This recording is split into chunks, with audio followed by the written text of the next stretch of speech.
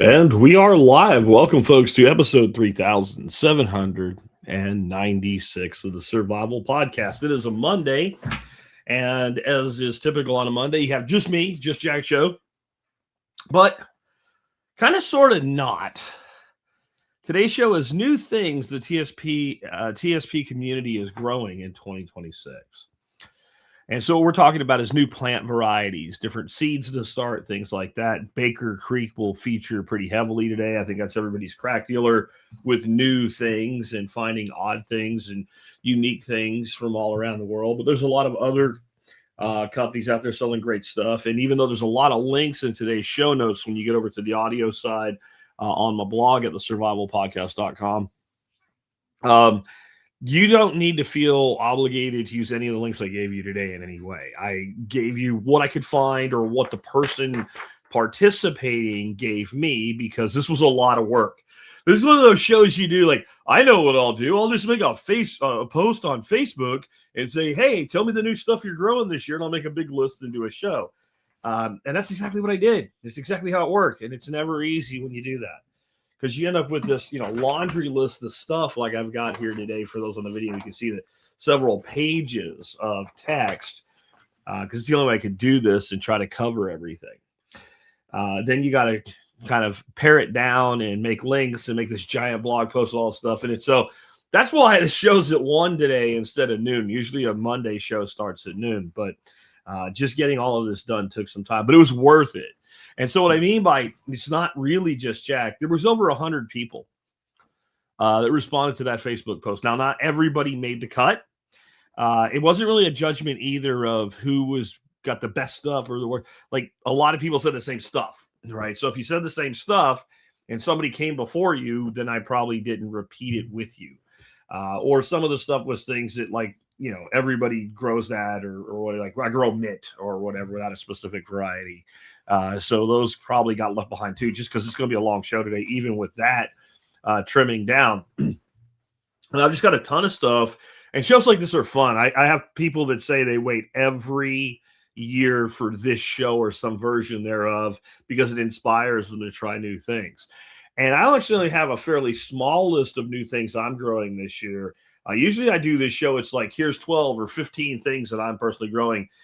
This year, I only have 5 brand new things that I've never grown before. But there's a reason for that. And that is years and years, in fact, decades of always growing, a handful of new things every year. And I'm in my 50s now. If I hadn't figured out the stuff that really does really well for me that I can depend on yet, that would probably be bad, right? That would mean that I'm not really getting anywhere. So I just have less need of finding new stuff now. And I've tried hundreds of plant varieties and plant types. So with that in mind, I reached out to the audience. You guys did a great job. Thank you. Don't think I'm complaining when I said how long it took me to put it together. That's what's going to make it awesome today. Before we do that, though, let's go ahead and hear from our sponsors of the day today. Sponsor day number 1 today, nothing to do about gardening really at all, other than I guess you could use some technology in your gardening. But it's Start9 private servers. This is where you can take back your privacy and control of your own data. When you hear about cloud-based services, it sounds like there's a cloud up there. There's no cloud. It's just somebody else's computer, which means somebody else can cut off your access or your data can be stolen from other locations. With Start9, you can do all the cool things with one little box that you install in your home and install some applications on your cell phone and then configure them, and you're off to the races. You can set up a Bitcoin node. You can set up a Lightning node and be your own bank. You can set up BTC Pay server and then take payments in Bitcoin on your website directly to your wallet and your node with no third party. You can have end-to-end encrypted communications with only the people that you let into your system. There's all kinds of applications. I think a lot of people think this is just a Bitcoin tool. That's only one of the things it does. And I'm going to bet you there's a lot of people out there running Start9 that aren't running a Bitcoin node. It's not their thing. They're using it for the other great technologies that's available. Check them out today at start9.com. Remember, discount is 9% for MSB members, and you can stack that with a fold card for more discount and stack sats when you buy it. So check them out today. Start9 Sovereign Computing. Next up today, a little bit closer to gardening, I guess, because it's more hands-on, but knifekits.com. These guys are like the original survival podcast sponsor, man. They've been around as long as anybody. I would say at this point, they are probably the longest continuous running sponsor that we have, and they might be the longest continuously running sponsor any podcast has ever had. We first brought them to you in early, like what would have been February of 2009, and it's 2026. That means these guys, give them another couple of years, and they're going to be a freaking 20-year sponsor if they don't go anywhere. So check them out today, knifekits.com, a company that does what it says and says what it does, all the things you need to do to make your own knives from kits. Or you can buy individual material. You can buy, stuff to forge your own knives, do your own work, or you can buy the kits. It's up to you. And they have a lot of other cool stuff as well. With that, I want to get on into it today. And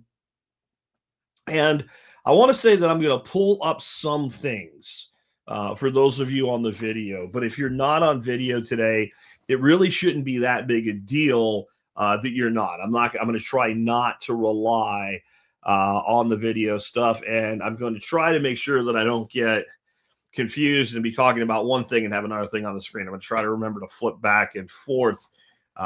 It gets a little overwhelming when you're by yourself and you're doing shows this big. But again, what I did is I just reached out. And said, hey, if you're going to be growing anything new this year, tell me what it is. And if you have a source of plants or seeds or whatever, give me a link. Now, that was the entire post. And with that, like I said, more than 100 people responded. And then there was also some good side discussion with people exchanging ideas, techniques. And so it was just one of those really great community-built things. But I'm just going to go through all of the ones that I pulled out, and I made short versions thereof, and kind of give you my thoughts on some of the things people are growing and what you might do with them. And some of them are just, I included them because they were fun, and you don't necessarily get a huge insight. And that's kind of the first one. Zach said, I'm going to grow blackberries, strawberries, and blueberries, raised beds with my 5-year-old. She's going to eat them all. Hey, that's great, Zach. And I think it's a really great way. I haven't done a show on gardening with kids for a very long time, and maybe I should again. I think there's a lot of things you can get kids to eat and get excited about eating them if they take part in growing them. And, he says strawberries and blueberries and blackberries. Strawberries, to me, I've always referred to those as garden pepperoni. I know that sounds crazy. Hear me out. Hear me out on the garden pepperoni thing. In my experience, anyway, going all the way back to when I was a kid, then being a father and having a kid with friends and now having grandchildren, the pizza topping that was universally approved of by the most kids, other than plain cheese, okay, pepperoni.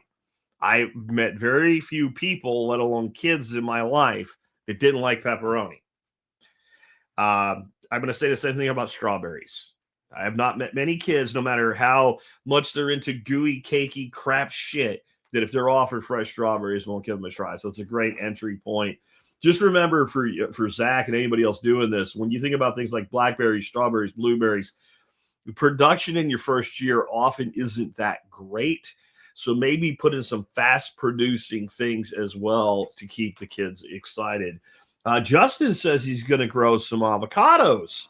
Now, Justin didn't say where he is, but I'm sure a lot of you folks are thinking, avocado, I guess you better be in the tropics. And what I found for you guys on this one is just a whole bunch of what are considered cold hardy avocados. Now, this does not mean that you're going to be able to grow these things where it goes down really low temperature and stays there long term. However, there are some varieties of avocado that will survive brief dips down into the teens. Most of them are not the avocados that you're typically thinking of when you go to the grocery store, your great big old Hass avocados and things like that, the ones we make guacamole out of. But there's some pretty, like, avocados are one of the places we haven't even really begun to scratch the surface on all of the cool options that there are for avocados. So that's what I've got for you on this one. I'd love to hear from anybody in this audience, whether right now in the live chat or by email to jack@thesurvivalpodcast.com, who has successfully grown avocados, not only in the United States, but not in the very southern tip of California or the southern tip of Florida. somebody that's done it where it actually does get at least frosty, if not occasional freezes. I think that would be a really interesting thing, because that's one of the things. Like, if you ask me, what would I like to grow that I can't really grow in my climate due to limitations of winter anyway. Most people would think I'd say citrus, satsumas and oranges and lemons or limes or kefir lime or Meyer lemon or like, and it'd be all great, but honestly don't eat that much citrus. In fact, the one thing I have thought about getting this year is a kefir lime tree in a pot to use the leaves in cooking more than anything else. But the reality is avocado. Avocado is one of the healthiest plant-based fats in the world. It's incredibly nutrient dense because of that. And it'd be fantastic to find something that we can keep alive here without putting it on life support and taking heroic measures. Technically, you can grow anything anywhere. But what do you have to do to get it done is kind of where I'm at with that. Then next up,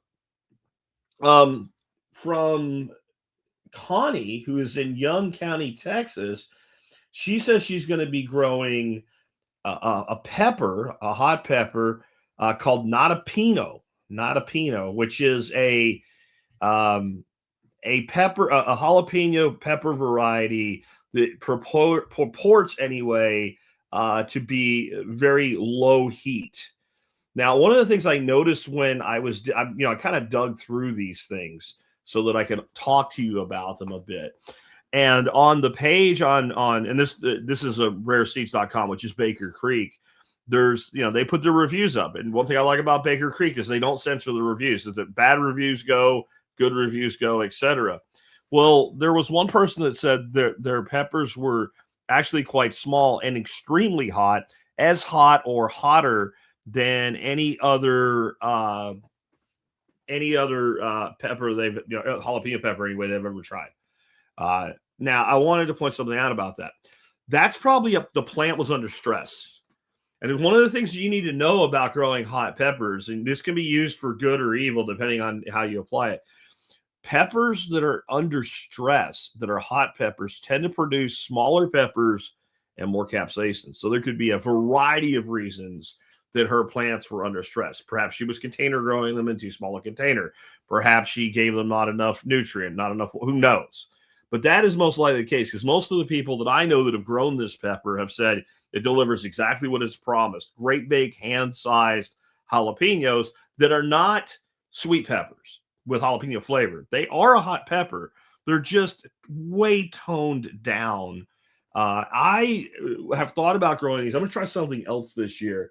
But I like to actually hybridize peppers intentionally. And this would be an interesting one to think about doing, except it is already like an F1 hybrid. So you would really need to prove it out first over about 7 generations to stabilize it before you start playing with it again. And I don't know that I have that in me with an already hybridized jalapeno. So I'm going to be trying something else this year. I'll tell you about it at the end. She also said that she's going to be trying to grow sea berry, which I think is a noble effort. It didn't work here very well for me when I tried growing it here, but that's probably more because of how rough my land is than the climate itself. And so the link I have for you is to a company called One Green World for sea berry because they have the most variety of any single source that I could find for you. Now, let's talk a little bit about sea berry. Sea berry is also known as sea buckthorn. And they tend to call this the citrus of cold climates. So earlier we were talking about citrus. That's because it's very high in vitamin C. Ounce for ounce, the juice from sea berry has way more actual vitamin C than oranges. And they're quite delicious, actually. There's a lot of different ways you can prepare them and use them. The only time I've ever actually tried them is up in Vermont at Ben Falk's farm, and they were really, really delicious. But one of the things you definitely need to know about these before you add them to your property, the main name that people use for them instead of sea berry is sea buckthorn. And boy, howdy, do they have some buckthorn. These guys are quite thorny and they are definitely the kind of thorny that you probably would prefer not to deal with unless you had them where you want them, as you want them, the way that you want them. So what I've noticed is that Ben grows them in rows, and the way he grows them in rows in his little swale systems, there's really no place for them to spread out to the front or back. So he'll grow an entire row of nothing but this, maybe some other stuff gilded in, but that row itself is limited to nothing but sea buckthorn mostly. If there's anything else, it's like low down, like some herbs or stuff like that. And what that allows him to do is you're not trying to force your way in between them to get to like a grape or something like that. Yeah. Which is great. And then since you have kind of this row, then you have open grass that can be mowed, whether it's done by grazing sheep, which is what he does, or actual mowing or scything or something like that. That way they don't spread with suckers because they can become an impassable thorn clump in some climates. That's probably not going to happen to Connie in Texas. They're not going to be that aggressive growing here. They are a very northern, extremely cold hardy plant, and something we talked about quite a bit in the past. Next up today, though, is a plant that came in from Chris, who said he's going to be growing jaboticaba. I'm going to try to say this, jaboticaba, and strawberries, both from Home Depot. I found a link for you guys on the jaboticaba, if that's how you say it, with a discussion about growing them in cooler climates and the mixed results that people have had and what they've had to do there. He did not say where he's from. The fact that it's being sold at Home Depot probably means he's in like a zone 9. The consensus on people that have grown these in the States is they suffer even in 9B. So like 9A and higher, they're fine. 9B, you can do it. And below that, you're talking in a pot, moved in and out. But it's a really interesting tree, and it's weather only as to why I haven't tried growing them here. It's also called a tree grape. I've seen these around before, but they actually fruit straight off the trunk of the tree. So it looks almost alien. It looks like something you'd see like in an episode of Star Trek or something like that before it went woke and sucked anyway. And so you have this trunk of the tree and all these marble-looking balls about the size of grapes coming straight off the primary and secondary trunks of the tree. And so that is a really cool thing. It's certainly something I would like to grow. I've never tried it. In my research, it turns out most people who have tried muscadine grape anyway tend to say that it actually tastes quite similar to muscadine grapes. And so I think that might be give you an idea of whether or not you want to do it, because I've always said that if you have something and it won't do well for you, but something a lot like it will, grow the thing that wants to grow. So if you really like muscadine grapes, then you would like this thing. And if you live way in the south, like southern tip of Florida, southern tip of Texas, southern tip of Arizona, California, then maybe this works. Anywhere else, you probably can find a really great muscadine that's going to love your climate. So I would say that for those that don't live in the area where this is going to be relatively easy to do. Next, Daniel said, I'll be focusing on aromatic flowers this year. That's something we don't do enough of. I try to do a lot of that every year. I grow safflower, zinnias, cosmos, all types of flowers, marigold, both marigold, pot marigold, and marigold Tagastes marigolds like you see at, Home Depot and Lowe's and Walmart and Flats. I grow all of that stuff because it has so much of an attraction for pollinators, a repellent of pets, habitat diversity, and it's just a great way to occupy all the little nooks and crannies where you're not going to grow a productive plant, and you can either have edible flowers, medicinal flowers, herbs that happen to have flowers, or just beauty. And all of those things are incredibly valuable. So I think that's a good decision there. But he says he's also going to be trying to grow butterfly pea and purple tomatillo and mullein, and all of those are from Baker Creek. I wanted to share this one with you, and I don't think I actually ordered any seeds from Baker Creek when I put my order in, and I'm a little bit disappointed in myself. I want to try this as well. This butterfly pea flower is what they're called. There's quite a few varieties. I may go ahead and order some today and order several different varieties and see if maybe one of them is easier to grow here. I've heard from a lot of people about how cool they are.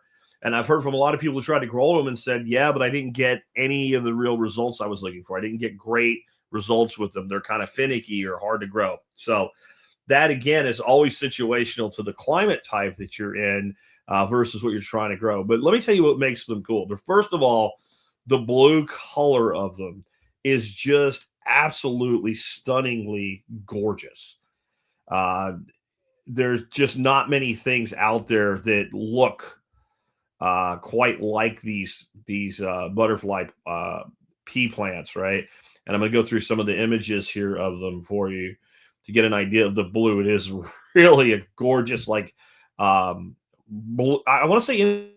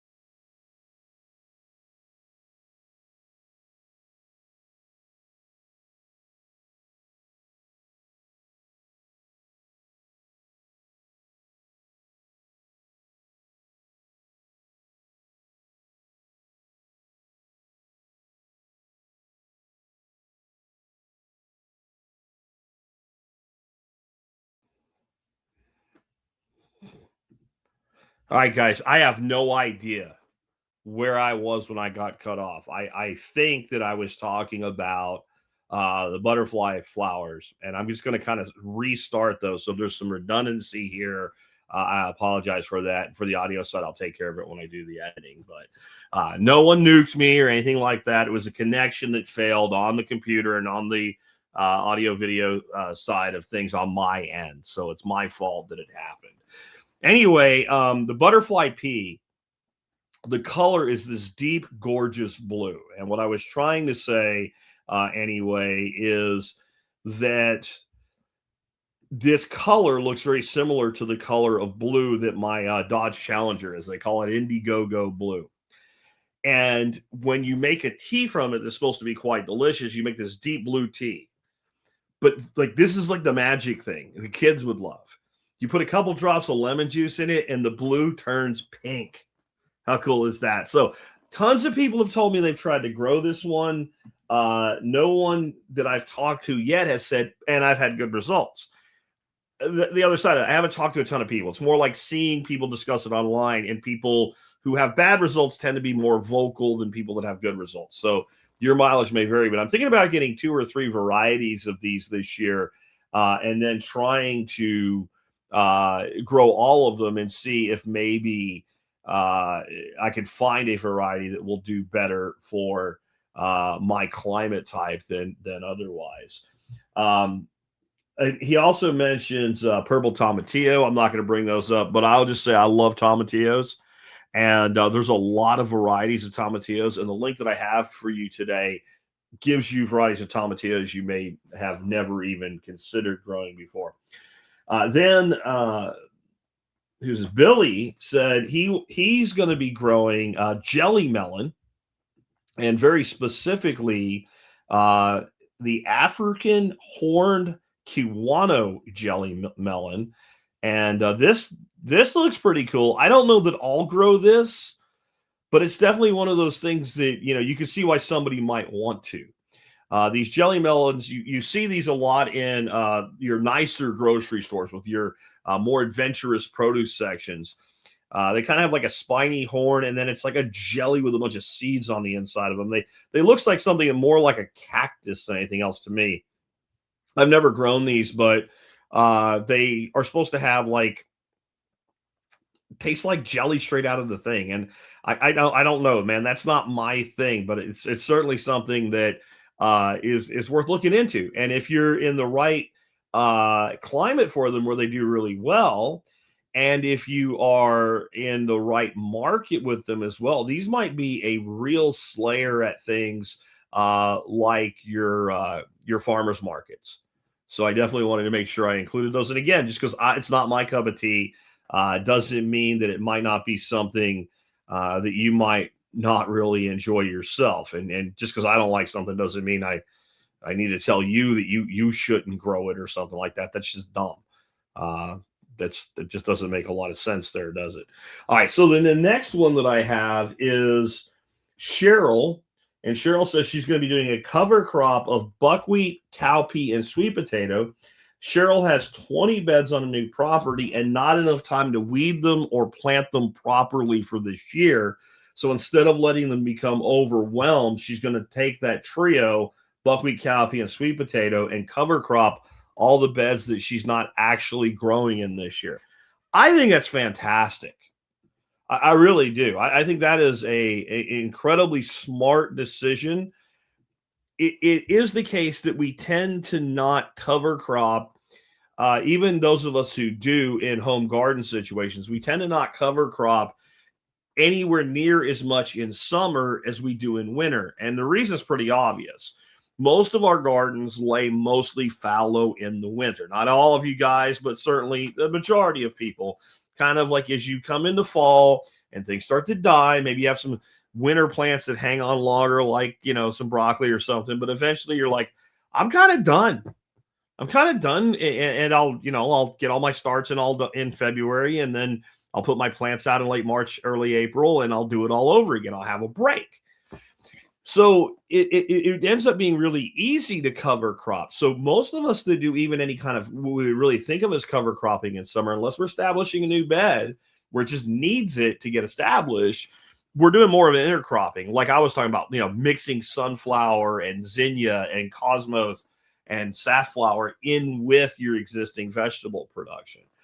But summer cover cropping can be extremely productive. And 20 beds of buckwheat, if you got bees, man, that is fantastic. And if you don't keep your own bees, if there's any bees in your area, they're going to be all over the place. I wanted to give one bit of advice for Cheryl on this, but it probably won't matter. She's in a great position here. Your buckwheat is going to move to full production within 6 weeks of being planted once it's warm out. After that, if you don't cut it so that it comes back, it's going to tend to get a little bit sick, and the cowpea is going to completely take over. And at the same time, your sweet potato is going to completely take over. So that's fine. And the nice thing about this cover crop is this is actually a productive cover crop. Cowpea is a completely acceptable form of food, right? For us, ourselves, we want to do it. If you have chickens, ducks, geese, right? They love these things if you pick them more, if what we would think of is a green bean level. So you can pick them and throw them to them, and they will eat the crap out of them. Chickens love green pod, black-eyed peas, cowpeas, etc. I mean, just absolutely will devour them. Once they get dry and hard, which is what you want for storage or for saving seed to plant again, they more need to be ground. I haven't seen them eat a lot of them. I've thrown a bunch of them at the ducks, and they'll look at them and they peck one or two, and they're like, nah, that's not really my thing, and they move on with their life. But so there's utility there beyond the cover crop, but it's definitely worth considering if you cannot plant beds this summer that you have available because you just don't have the time to dedicate, you're just ramping up your homestead, whatever, cover crop them. Cover crop them, because otherwise you're going to grow a lot of things that you don't want to go. If you don't put something in the spot, nature pouring a vacuum will put something in the spot for you. All right, next up, Um, let's talk about this one from Second Light Farm, who I love. Second Light Farm. He's a great dude. I know he's here. I saw him in the chat earlier. He said super hot peppers. He saw some selling for up to $30 a pound at farmers markets last year. These include things like scorpion, habaneros, and bird's eye. Bird's eye, he said, is his favorite pepper to grow. But the link he gave wasn't for bird's eye peppers, though I do have a link for you guys for bird's eye peppers. I wanted to show you, though, the link for what he put up with his comment. This is a hot Caribbean blend of peppers, and it's just basically a significant variety of habaneros, yellows, reds, chocolates, peach, that type of thing. So if you want to just like grow a bunch of different really hot peppers, that blend would be really good. Again, he also mentioned he likes bird's eye peppers. I like to grow bird's eye peppers too. I think bird's eye pepper, because they're small, I think perhaps are one of the more underrated peppers out there. These things look like little bitty berries. I mean, they're small. They're about this. If you're familiar with a currant, they're about the size of a currant or a currant tomato. If you've never seen a currant, but you've seen a currant tomato, they are hot. They are hot. They are not the kind of pepper that you want to slice up a bunch of them and use them. They are for the purpose of making things spicy, and they do a damn good job of it. They also are, hot peppers in general are pretty hardy as it is, but these things are really hardy. And they are also very ornamental. When they start to turn color, you've got all these green and red berries all over a fairly sizable bush, and they have a little bit like of a darker green, smaller leaf form factor than your peppers you think of, like bell peppers or cow horns or jalapenos or something like that. So they're actually a really cool pepper to grow, to work with. And they are also, and this is what makes them so hardy. Nobody developed this pepper. Well, maybe somebody did. Maybe somebody many eons ago in early agriculture in the New World that we think of as North and South America, some indigenous people maybe played around with selecting which ones to throw seeds here or there. But basically, this is a wild plant. And it's become very well loved in Thailand. They grow the hell out of these things in Thailand. But if you go to certain parts of Central America, you will find bushes of this stuff that's 5-6 foot tall, just growing out in the wild, in fairly arid climates as well. They're not a desert plant, but that, kind of dry, arid, but enough rain that if roots get down, it can survive type of climate, like a Mediterranean, almost similar type climate. They do really, really well in, and they're just fantastic. Second Light said there's a huge online community of super hot pepper lovers. They're always looking for new places to buy them. So that's going to be what I'm going to be trying this year. That's cool, man. That really is. And it is one of those things that has an almost cult-like thing to it. People want to find the hottest one, but they also get into like, well, this one has a peach undertone, or this one's really fruity and things like that. Me, myself, I'll grow a little bit of super hot, but then I'm going to use it in cooking where I'm using a very small amount of it. And that small amount gets a magnified effect. I like to grow peppers that are in the range of like jalapeno up to Fresno and Serrano. That's kind of my happy zone. I like that amount of heat. I can use a lot of that in my cooking without, blowing my brains out or making no one else in my home able to eat it. CJ says, and I don't have any links on this one, but coffee. I find this really interesting. There was a time in my life, and we'll get to vanilla later because someone else said that. There was a time in my life where I had this idea. I wanted to put in a huge greenhouse, something more of like a hard structure, glass front, lean-to, maybe even not wafadius. What do they call those in-ground greenhouses?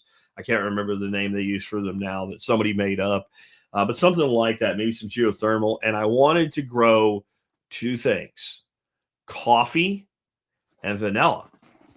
And then I wanted to make a deal I just knew there was no real money in it, but he's kind of wanted to do it out of ego, right? I want to make a deal with a Texas brewery to do a small batch run once a year of like the big bottles, the ones that are like Chimay comes in like a champagne bottle of a coffee vanilla stout with all the ingredients from Texas, because malted barley and all, we can do that. We can make the rest of that work. We can find a source of it. And to do something like that and be able to say the coffee and the vanilla were grown in Texas. And then I looked at what it takes. It takes quite a bit, but coffee is doable in a greenhouse, glasshouse situation. A certain reasonable amount can be produced, and it can work. This is what you need to know about coffee Arabica, though, which is a coffee that we drink, right? It's not a bush at all. It's a tree. It's a big tree. Now, the reason you see these videos of Mr. Juan Valdez in his burrow and they're picking the beans and they're standing and picking it like it's a bush, they prune the coffee to keep it short and they train it like that. So for you to be able to pull that off, you need to learn about pruning and the right form to get berries when the plant isn't that big. It's not hard. Billions of people, I guess, across the globe do it every year because they produce coffee pretty much anywhere it'll grow because it's such a commodity crop. But if you're going to be doing that, you're going to need to learn how to do that. And the first time I ever saw a full-size coffee tree, even though I spent a lot of my time in Central America when I was a young man, all the coffee I saw was pruned. And I probably wouldn't even have noticed, unless somebody pointed it out to me, a much bigger coffee tree.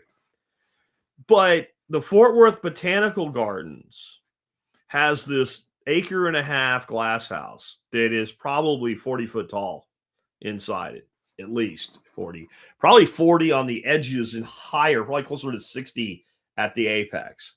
And they have all sorts of tropical plants and trees in there. And they do a really cool butterfly thing every spring where they bring all these butterflies in and you can go in there and have them land on you and stuff. And they have, among other really cool things, like they have an actual allspice, a pimento tree. That's pretty cool. When you grab a leaf off of a pimento tree, that allspice smell you get from allspice, it's like 100 times more from the leaf. But they have a coffee tree. And that coffee tree is about 30 foot tall. And the trunk on it's about the size of my thigh. And I got big old man thighs, not bird legs, right? I got, the thighs you expect to see a guy that's had kids and grandkids have, right? It's a big tree. And so it's just something to know if you want to try to work with that. And I'll save my comments on, I'll save my comments on vanilla for a little bit later. If you would allow me to do that when I take someone else's someone else's someone else's suggestion and bring it to you. Next, though, I have someone who told me they're Scott, hybrid willow trees for ruminant fodder as well as shade and privacy. This is something, especially people that have at least a few acres, or even like, half acre to an acre, and you've got a perimeter you can do this on and you do rabbits. But anybody that's doing like sheep, goats, any other ruminants, rabbits, really the willow, the poplar, and the white mulberry are all things that you should be looking at. So again, Scott's going to be doing willow. Well, this fits out really great because it turns out Nick Ferguson is starting to do his plant sale for this year right now. In fact, there's a post on my blog about some of the things that are available there, including hybrid willow cuttings. Now, he doesn't have the cuttings available right now if you are only buying the cuttings. He's got the packages of multi-fodder trees available, but he also he was doing some work. That's why he was at my house to kind of rectify this, the cuttings as well. These are incredibly easy to work with, these cuttings. You basically stick them in the ground, and as long as they get enough moisture and then they're in the right kind of place, they grow. And you're a year into it and you have a tree from a stick. And so it's definitely worth learning how to propagate these and including them in the work that you're doing, especially if you are doing, again, any sort of livestock that would eat this stuff, because it is so much less expensive than buying in hay. And it tends that most people doing this have fairly decent pasture to work with, or they're working on improving it at least. But the funny thing is that pasture and fodder tree systems complement each other really well, because when one lags in production, that tends to be the time the other one is really ramping out production. That levels things off and it frees you from the feed store. So definitely consider taking a look at that. Next up, Brenda said that she's thinking about growing tobacco, but she says she's going to be growing tobacco, hemp, and medicinal herbs of all kinds. And she has Tennessee grown seeds on her website at beesherbshop.com. I'll make sure that I add that available as well to the notes today, because I think I missed that one. But I added a link to Victory Seeds, who is an MSB sponsor as well, because they actually have a huge array of different tobacco types: Virginia Gold, Wild Sacred, Connecticut Broadleaf, to name a few, Golden Burley, TN90 Burley, Cuban Creole, American 572, Black Sea, and a bunch more. There's a ton of different tobaccos, some that are more of an ornamental tobacco than a smoking tobacco, and some that are very much smoking tobaccos. You can see that. I mean, they just have a ton of them. They even have these large packages that contain many varieties, depending on what you're looking for. They have a premier tobacco variety that I think has all of them, or almost all of them, that they sell in one package, which is pretty cool. This is what John said about tobacco, though. Tobacco makes a great ornamental just to leave the flower spike on it. It goes by Nicotina in the flower circles. Virginia Burley is my favorite for a 6-foot tall statement or background flower that the hummingbirds love. Aztec or rabbit is maybe 8 inches tall. So there's a lot of varieties. You have plants that are only 8 inches tall up to 6 feet. They produce tons of seeds that are shiny. Start them soon so they get big enough to transplant. So it sounds like this is something that you're going to have like a window of growth issue in some climates with. It's a fairly long duration crop. So just know that if you're going to try tobacco, the time to do it is now. Next up, I'm not going to bring these up individually. There's just too many varieties here. There's 3 different varieties of just beans. But Matt is going to be buying all 3 of these beans, and I do have links to them in the notes for if you want them. All of them from Baker Creek. They are Black Turtle, Hidatsa, Indian Red, and Hutterite Soup beans. But these are all dry beans, and he specifically is looking to grow beans that can be stored as dried beans for food and also for seed for replanting. That's something that there's probably a lot of folks that, could benefit from adding this to what you're growing. The one thing about beans that's really cool is they are a fit-in crop, is what I call them. And what I mean by that is if you have a fence line and you have a whole bunch of roses or some shit on there, you can really easily add some trellising on your fence, go in between all your bushes, and pop in something like scarlet runner beans. And they'll grow up your fence. They'll cover your fence. They'll make your fence last longer by protecting it from the sun. They'll grow amazing beans to these gorgeous red flowers that hummingbirds and bees and other insects love. And they'll produce these really broad, flat pod that you can eat like a green bean. But if you let them fully grow, they make a really big, gorgeous looking kind of mottled colored black, brown, and other color bean that is a great soup bean, dry bean, etc. I am not a big bean eater, but this is the survival podcast, and beans are a reliable form of protein we can grow from plants on our property. So for a lot of you guys, that's something you might want to really look at is just ask yourself this question. How much dry bean could you produce?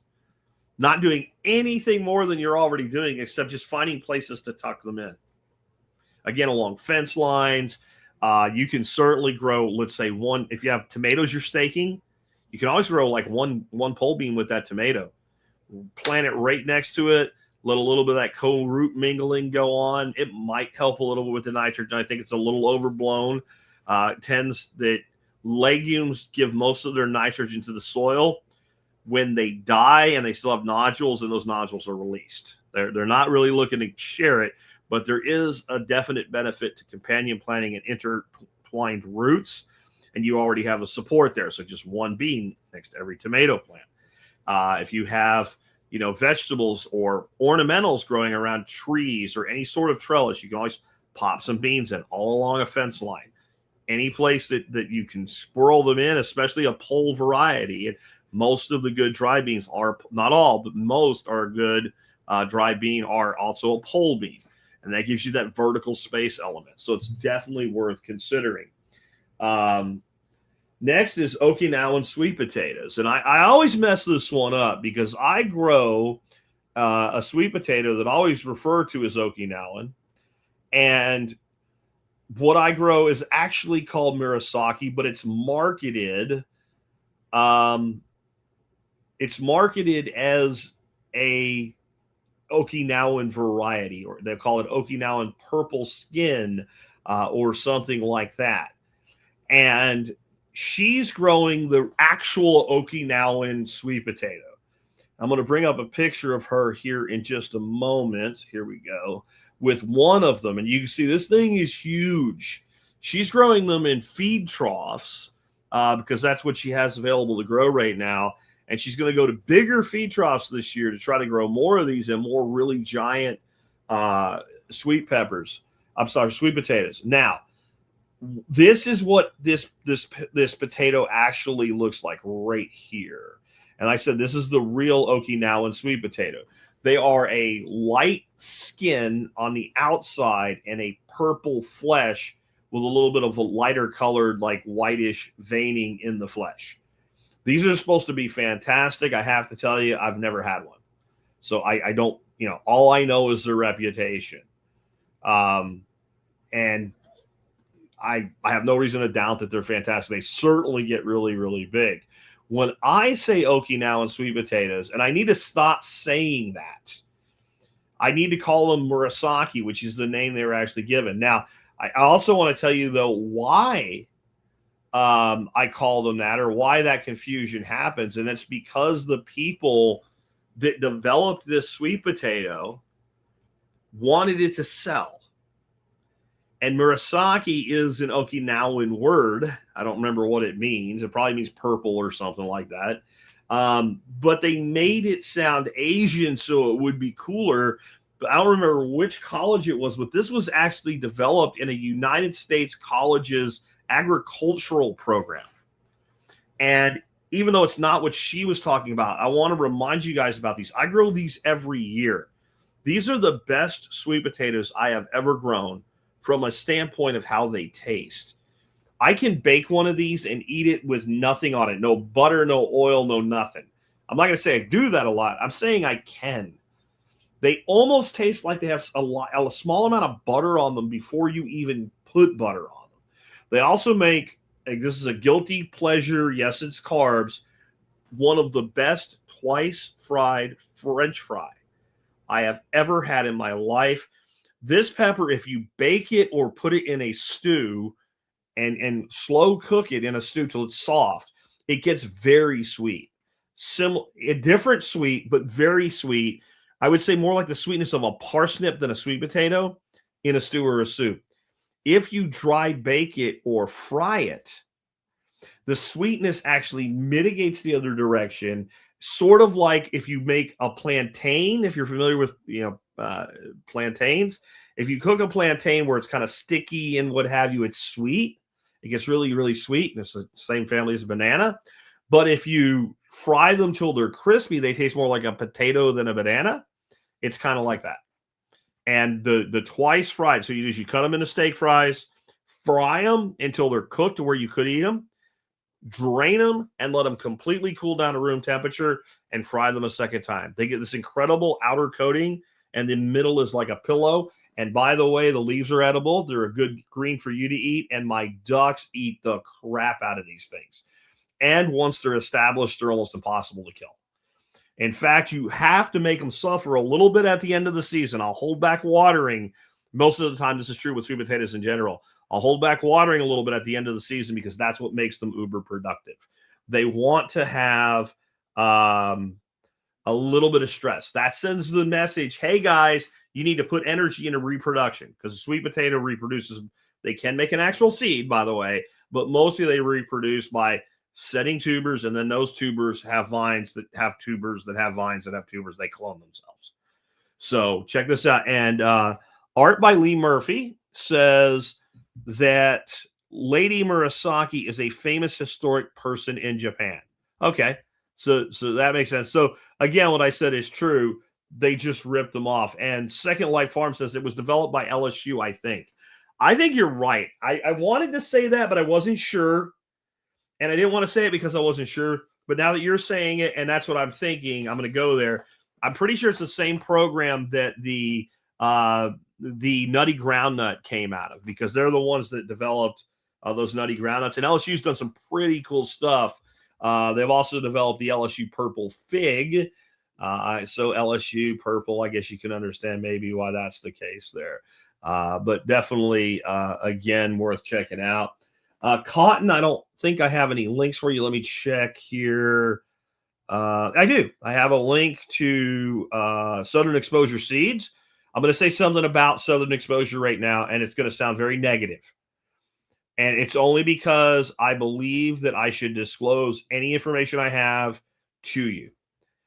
I'm going to tell you that I only feel this way about live plants from them, specifically live plants that they're not growing themselves.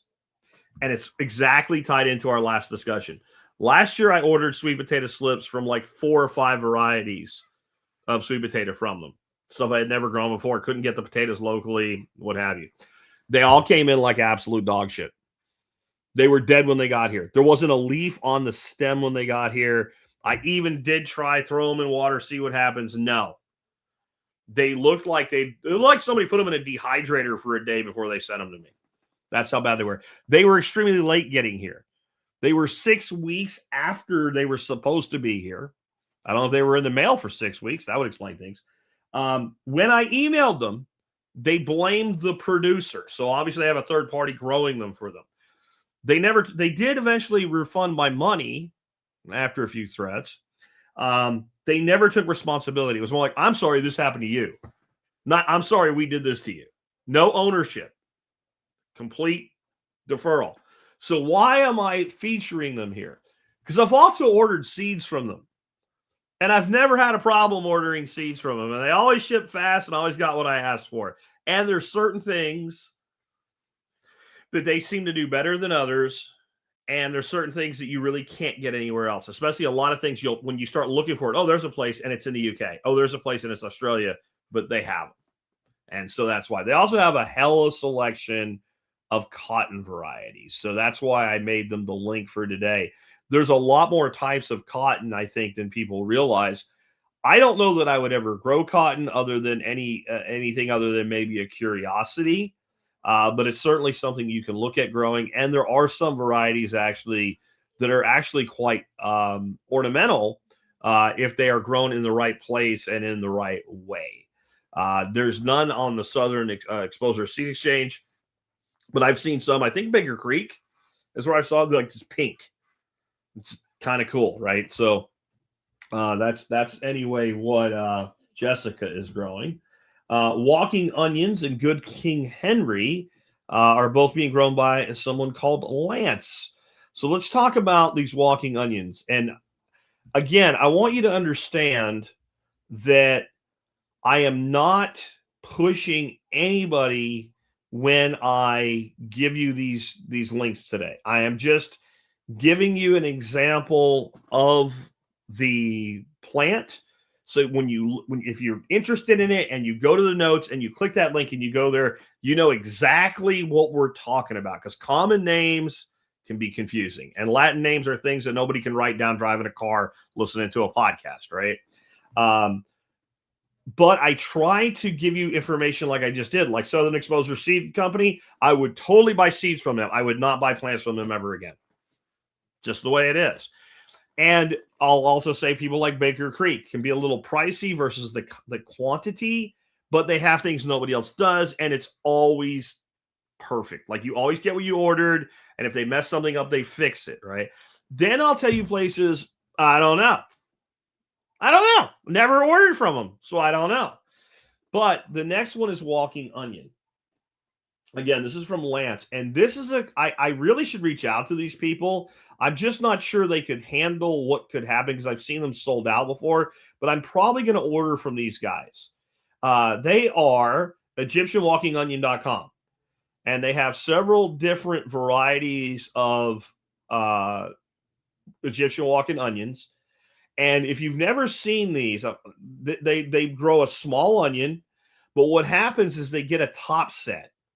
And a top set, I was looking to see if there's anywhere here they actually show one. They do not. Oh, there it is right there. Cluster of top sets. So if you've ever grown garlic and let it gone to seed, then you probably know what I'm talking about. It'll form, it looks almost like a little flower on the top, but then there's little bulbs in there. And those are like little garlics, and you can actually let them get to a certain size and then pull them out and plant them, and they'll grow another plant. These Egyptian walking onions do the same thing, but the top gets so heavy that it literally, if you think about an onion stalk is not that robust, and it's not like a garlic where it's like this little cluster. It's a pretty good sized cluster of these onion bulbs. And so eventually that stalk falls over. Those bulblets make contact with the ground, they root and grow a new plant. So we can do this intentionally with certain plants. It's called layering. So cane fruits are great for this. You take a new growth this year, green stem of a raspberry, for instance, and you bend it over and you bury the end, and it'll root. And once it roots, you can then cut it off and you have a new plant. The leaves are just upside down, and then it will start to produce from that crown and make a new plant, right? So you can do this intentionally with layering. This plant is basically using nature's layering. It drops, and then that roots, and it's getting support from the mother plant until it gets roots established, and then it grows again, and it does it again and again and again and again. I have never grown these. I have meant to grow these for a long time. I probably should add this to my yes, I'm going to grow them this year thing. I know Nicole grows these and loves them. But again, they're called Egyptian walking onions, and that came in from, let me see again. Why am I not finding this? Lance. Lance is the one that said that. Lance is also going to grow a plant that I wanted to make sure I told you guys about today. This is I think this is a very much underrated plant in the gardening world today. It's called Good King Henry. Good King Henry. And Good King Henry is a Chenopodium species. And the Chenopodium species is the goosefoot family. And it's generally things that are spinach-like, and that is the case with Good King Henry. But Good King Henry, it has a leaf form factor that is very similar to like, what's the water plant I'm thinking of? Like taro or arrowhead. It's got an arrowhead-looking leaf to it, except it is not a water plant, though it does like moister soils. It also has a pretty cool little seed head that gets on it that if you cut it at the right time is somewhere between like an asparagus and a broccoli and a broccolini. But it's a perennial, which means once you establish it in most climates, you have it forever. And so that is one of the best perennial vegetables with multiple uses of stalk, leaf, and seed head that we have. Now, most of the production you're going to get from it is with most Chenopodiums are going to be early in the season. So it's an early season producer, but it survives and will come back year after year for you.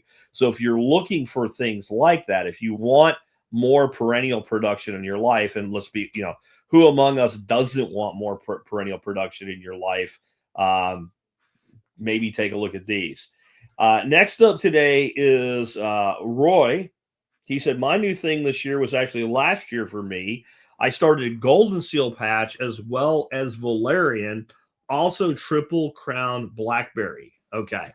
The triple crown blackberry is an amazing plant. It's an absolute fantastic plant. It is a high yielding primocane blackberry. So primocane means it produces on the second year cane only. But it is also thornless. So there are what are called floricane. I'm sorry, primocane. Yeah, I've got it backwards. Primocanes will produce on the cane the first year. I'm sorry. Oh, try to fight that. The first year and the second year, and so they're a double yield plant. Floricane, which is what most are, is only going to produce on the second year cane, and so you prune off your 2-year-old canes every year at the end when they're going to die anyway, and then the new growth fruits the next season, and new growth comes the next season as well, become the next crop. So it's not one of your ever-bearing blackberries, as some people call them, but since it's thornless and it produces huge berries, it is a fantastic crop for the home grower. Really is, and it's super easy to propagate too, even though technically it is a patented variety. I don't think anybody's going to know if you happen to make more. It's the thing about blackberry is you can't even stop blackberries from making more blackberries. They're gonna self-layer and they're gonna spread in clump all by themselves. You can just kind of control the direction that happens. So just a few plants in the right soil, if you have good blackberry climate and growing conditions, you're going to have blackberries until you don't know what to do with them after a few years. So it's definitely worth checking out. Roy also, like you said, he's been doing a lot with what he calls forest farming. So he's been improving and adding to a lot of things that he's from West Virginia, things that people wild forage already, but a lot of wild foragers, what they're actually doing is they're actually encouraging the growth on their own property up to the point of doing things like harvesting a bunch of leeks or golden seal root or whatever from other land they have access to, and then planting patches of it on their own land. And the valerian is a great medicinal with some real cash value to it. So I have links to that as well. Next up, I have this from Nicole. Not that Nicole, though. This is not Nicole Awesome Sauce. This is different Nicole. I love Baker Creek. This year, I want to grow snap peas and purple TP beans. I thought that was a typo. That's exactly what they're called. I got links to all this stuff. I'm also starting a flower garden for my farm stand. Today, I'm going to winter sow seeds with my children. We'll be sowing kale, spinach, lettuce, broccoli, Brussels sprouts, beets, carrots, and some herbs like chives, thyme, oregano, lavender, parsley, cilantro, and chamomile. Also some flowers like echinacea, poppies, calendula, villas, pansies, and yarrow, bachelor button, and sweet alyssum. I think I'll winter sow every month until the beginning of April this year. Best time of the year is right around the corner, Nicole. Winter sowing is something we all need to play a little bit more with, including sometimes with things that we would think, I have to start that inside, like peppers and tomatoes, especially in our southern climates. I would say anywhere like southern Virginia, southern West Virginia, south. There's a lot of climates in there that have plenty of time to grow a plant from seed to production, even all outdoors. And usually when we get a volunteer, it outproduces the little plant that we started in February and we loved on and we blessed it and we held our tongue a certain way when we added the nutrient, and then this tomato falls and hits the ground and outproduces everything. So we can encourage that type of thing as well with winter sowing, which is exactly what it sounds like, distributing seed in winter and letting the seed decide when it wants to grow. Your germination rates will never be what they will be, proper timed. Because some of the seed will get blown away, some of it will get washed away, some of it will get eaten, some of it will sprout when it shouldn't and get killed. But the ones that adapt end up being land race material. Land race is where we keep producing the same thing on the same block of land for multiple years, and we end up with something very specifically adapted, beyond regional adaptation. Basically, your property adapted, and that's about as good as it gets. Good stuff there from Nicole. Colleen is going to be growing apples that she's growing from seed that she got from New Zealand. I'd like to know more about that, but that was all the information I got. Yvette is going to be growing loofah.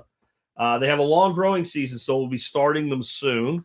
There's a lot of things that people further north in the country think they can't grow. And it is a duration window, and you want to have some buffer on your duration. If it says it needs 90 days to produce and you have 96, you really need to move back, because not only do you need production, but like, let's be honest, the first thing a plant produces usually is not a large amount. Like, it'll make one or two and then more and what have you, right? Now, loofah, I don't think you're going to have much trouble with this at all, but if you're far enough north, definitely start these now. Loofah is just a gourd. So if you can grow birdhouse gourds or any type of gourd, you can probably grow loofah fairly well. But if you're anywhere, I'd say north of Oklahoma or even northern Oklahoma, yeah, you should probably be starting seeds very soon. I'm going to save a tip for starting gourd seeds for a later plant that is actually a gourd, even though most people would never call it a gourd. And a lot of gourds share this germination problem. And I'm going to tell you how to take your germination from like 40% to like 100%. And it's super stupid simple to do. Then Trevor said he's going to be growing Japanese black Trofili tomato, chufa, and something called Bambara beans. The Japanese tomato, I was like really wondering, like, well, what is that? What is that? Is it like black? Like, it's actually not really black. It is more of one of these like multicolor, like green with some purplish black and some really deep reds in it. And I'm going to bring it up on the screen for you here in just a second to take a look at. It's a really cool looking tomato. It really is. I think when I read this one and looked this one up in the description, I would have grown this year. I've already got all my tomato seeds either saved from last year or ordered for this year and the plan done already. And I don't grow that many tomato plants. I grow on the order of about 8 to 10 tomato plants a year. So I don't have room for this one this year, but it looks really, really cool.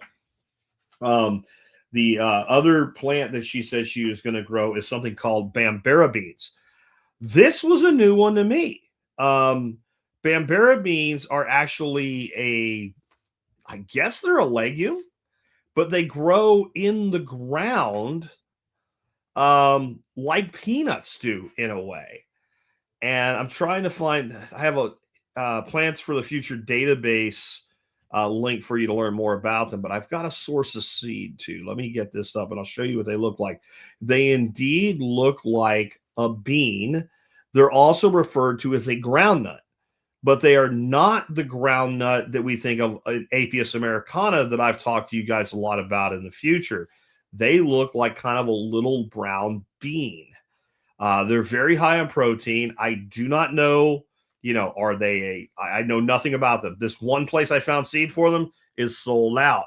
But I've also found that you can buy them like on Amazon by the pound to eat. They're a commercial crop. I see no reason why you wouldn't be able to get those to germinate. However, I could be wrong, but they seem very inexpensive that way. So what I would do is give them an overnight soak and then plant them in a warm, moist soil, something with like a heat pad and a humidity dome to give yourself the best chance of getting them to sprout.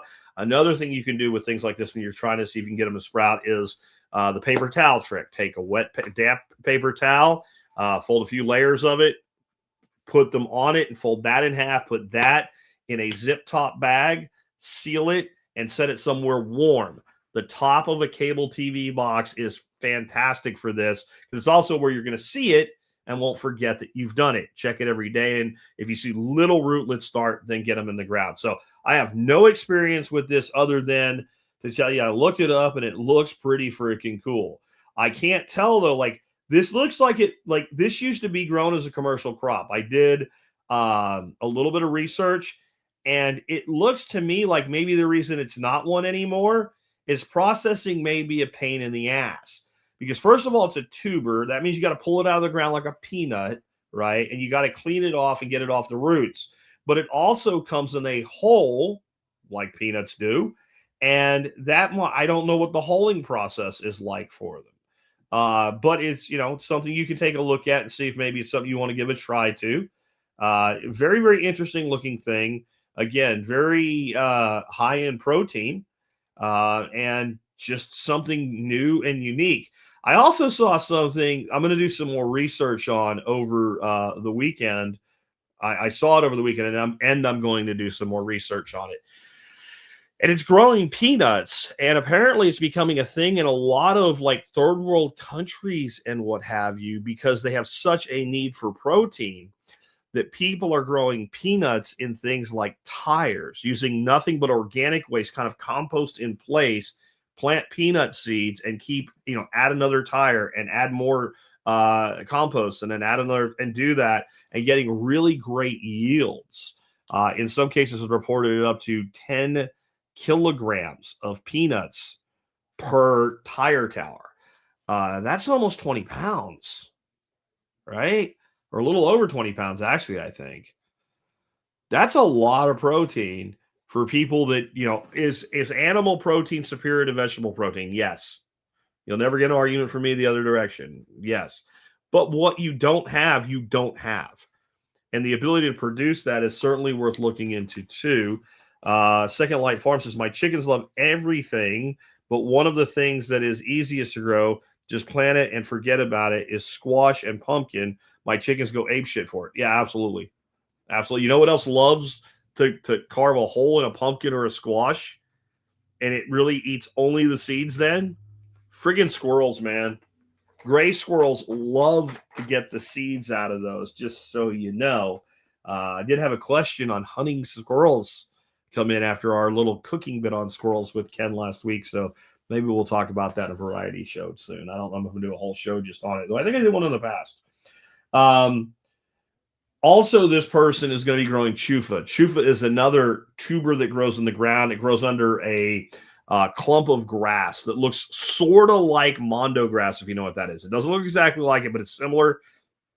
I've grown that. They actually make a drink out of it, and I can't think of what it's called now. It's known as tiger almond as well. It's fine for what it is. I found it to be too much of a pain in the ass to be worth harvesting. Most of the people I know that grow it for turkeys or pigs who will dig it up and eat it and self-process it. Or what they'll do a lot, I've had a couple people tell me that have hogs or turkeys that maybe they won't do it right away, but you pull a few out in front of them and they come over and check it out. And once they know what it is, they'll take it from there and uproot it and eat it themselves. Also very high in protein as well for a vegetable source. Russ is going to be growing Mennonite sorghum. Mennonite sorghum is a dual purpose sorghum. So most sorghums have been bred across time, whether they're heirloom or a hybrid variety, to be geared toward grain production or syrup production. Almost all of them will do both to a degree. But as you know, we've talked about this with egg chickens versus meat chickens. Something that's dual purpose generally doesn't excel at either one. Yeah.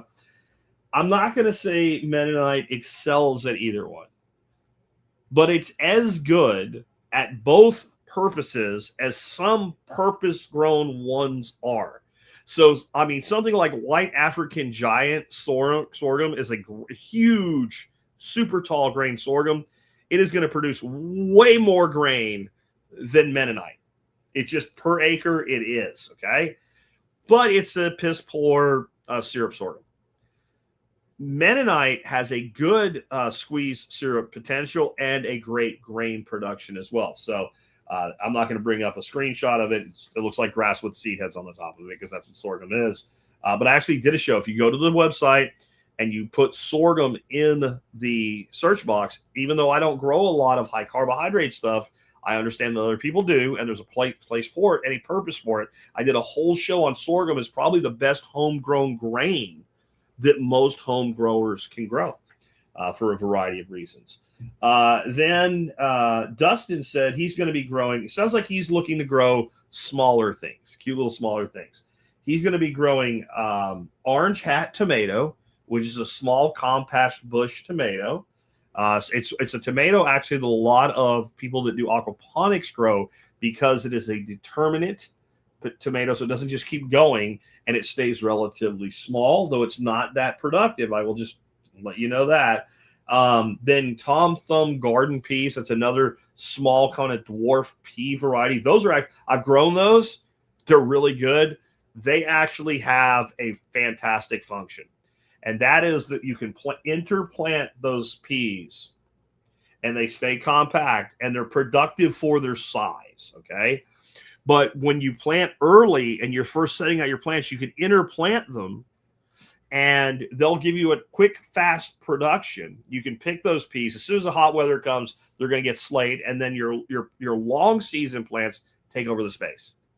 So it's kind of like a freebie, especially, once you've grown it a couple seasons and you're producing your own seed, it's kind of like just an extra free thing. That's something you can get out of. It's not what it was grown for. It was designed to be a container pea. But I'm telling you, that is a great application of it. He's also going to be growing something called Orchard Baby Sweet Corn. And I've never grown that, but you know what? I think I do have that one and I can pull it up for you. It's just basically a small corn. Tom Thumb Garden Tromboncino Orchard Baby Sweet Corn right here. Share this tab instead. So let me get that up for you guys that are on the video. All right. And I'll kind of scroll through it while I talk about, what the application is. It's a shorter stalked corn. So it's more compact. Its stalks are going to stand 3 to 5 feet tall, 2 ears per cob. But it's a short season corn. And I'll tell you what that may be ideal for. There are a lot of places where it is difficult to grow homegrown corn because you have a lot of cornworm activity. And the cornworm activity from the GMO production is actually worse than it ever was. And the damn things are harder to kill than they ever were. But they tend not to be very active really super early in the season. This stuff produces so quickly from a seasonal standpoint that it is going to be done before your corn earworms are really out in force. So you're kind of beating them on timing is a way to look at it. And again, since it's a smaller compact corn stalk, it's something you can interplant, grow it up, take your harvest off it, let the freaking little stalks stand. They're not going to take up that much space. Let them dry out. Let them rot their roots in the ground. Plant some beans around them and make it a sort of, what do you call it? Three Sisters garden. You can kind of play with that as you will. Safe, that's his name, Safe, said that he is going to be trying to grow garlic. It's going to be his second time trying. He's going to be trying early Italian and a variety called Texas Rose. Second time, that tends to tell me I did this before and it didn't work. And I'm going to tell you that it might not work this year either. And I think the reason you're going to understand is your plant timing. When you're setting out garlic, the garlic that you would be growing this year should have been put out around September last year. September, October. When I was a kid, I talked about the bulblets on the garlic. My grandfather used to grow elephant garlic. And I used to pull it every year. And we'd leave a few to produce bulblets for next year. And then we would take those bulblets and I would put it all on this great big grate. We'd set it up on a couple tires to dry out and cut the tops off it, dry them out, and sack it all into garlic sacks. But the ones that produced bulblets for the next year's seed, That went in the ground, I mean, right about the end of dove season, so the end of September before it got really cold. I would go back and plug them all in the ground, and they would stay in there through the winter, and then they would come up and start growing earnestly in the spring. In my experience, now maybe I'm wrong, maybe somebody's cracked the code, maybe there's different varieties.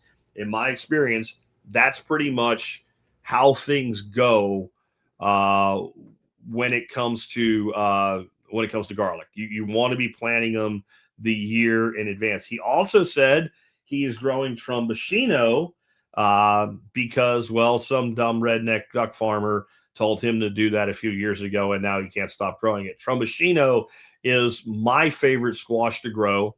It is a squash that is both a summer and winter squash at the same time. It grows really huge. It grows a really long kind of handle and a big bulb at the end. And the beauty of the big bulb at the end is all the seeds are in that bulb, meaning that entire stalk handle, call it whatever you want to, is pure squash. So it's great for making zoodles, and you can pick it when it's green and it's a summer squash, and you can pick it after it turns orange and it's closer to like a butternut, and it will store very long term once it turns. That is one of those squashes, though. Squirrels really like it. When I leave them on to fully ripen and turn into a winter squash, I have to keep an eye on them, and I'll see one of them with bite holes and having the seeds taken, and at that point I got to take them all. Like when first squirrel hits the first one, if I don't take them, then they're gonna clean me out at the end of the year. This is also the squash that looks at squash vine borers and goes, I see what you're doing. I understand your place in the ecosystem. Go for it. I'm not saying it doesn't get vine borers. I'm saying it usually survives and it doesn't feed them well. The vine borer is a moth, and it lays what looks like a maggot. And it lays an egg that hatches into this maggot thing. And that maggot thing bores into the stalk of your squash. And when you go out and you see your squash, in early summer when it starts to get hot and like the leaves just look like it hasn't been watered in a week, and you water it, it still stays that way. But as soon as the sun goes down, the leaves come back, but it's not happy. And eventually it dies.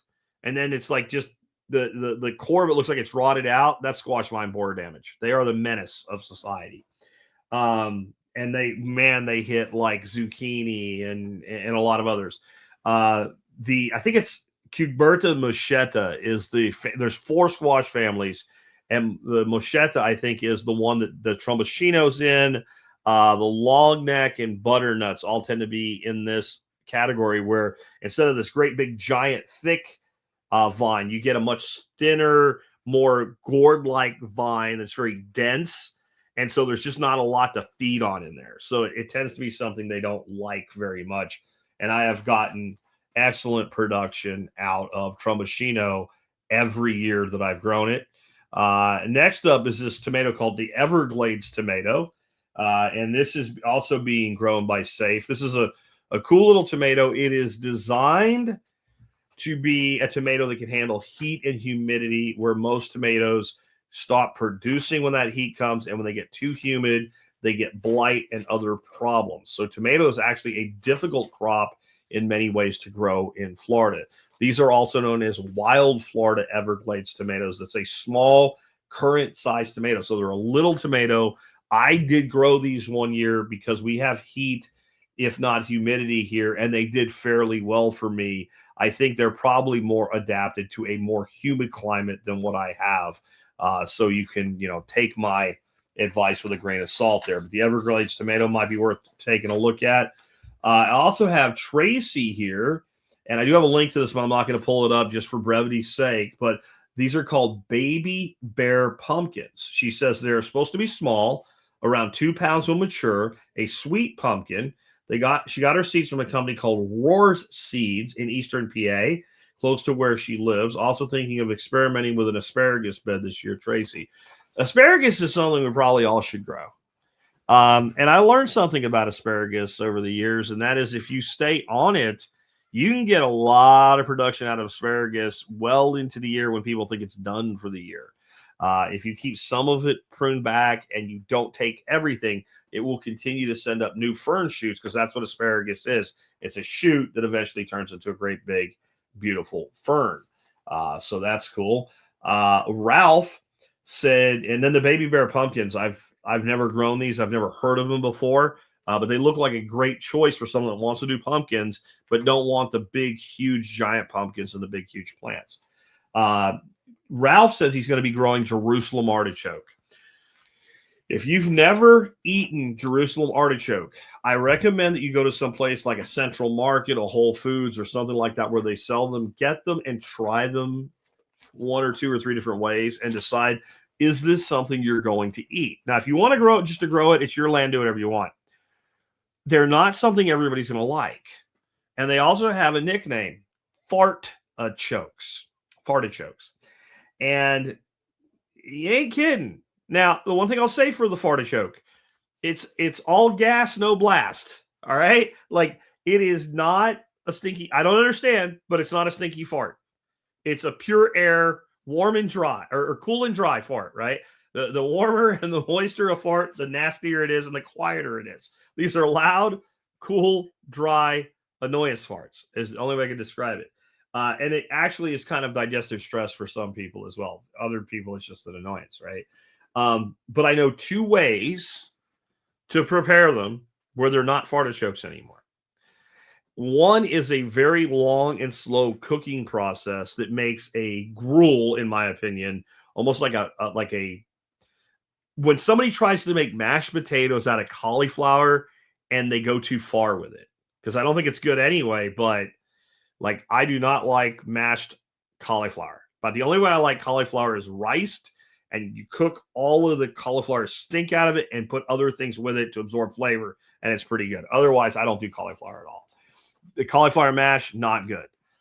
It tastes like a sweet cauliflower mash. It's like a cauliflower mash meets cream of wheat with sugar, in my opinion. But when you do that, you break down the carbohydrates, and I can't remember what they're called. Inulin is the form that they are, which is a very complex form, which only can be digested in your lower stomach. And when you do that, that's where all that cool, dry fart comes from, okay? From that breakdown in your lower stomach. The converse with that, though, is if you're trying to keep your blood sugar down, when you break all that inulin down into actual sugars, now you're back to having a blood spike. So I don't like the taste, the flavor, the texture, or the biological impact that way. So I don't eat them that way. There's one other way. And I think they're fantastic this way. Lactofermentation. So you slice them up, you peel them, slice them up, put them in a jar with a salt brine like you would any fermented vegetable, and give them about 7 days. That lactofermentation breaks down that inulin in a different way. They become tart, a little bit sour, like you would expect, like a sauerkraut sour, and they stay crisp, and they don't get sweet. And what that would tell me is that it's doing a different process on that inulin. It's not going to a pure sugar, and so you're going to have that same mitigation to your blood sugar. Groundnut, Apius americana groundnut, and Jerusalem artichoke both have a muting effect on blood sugar.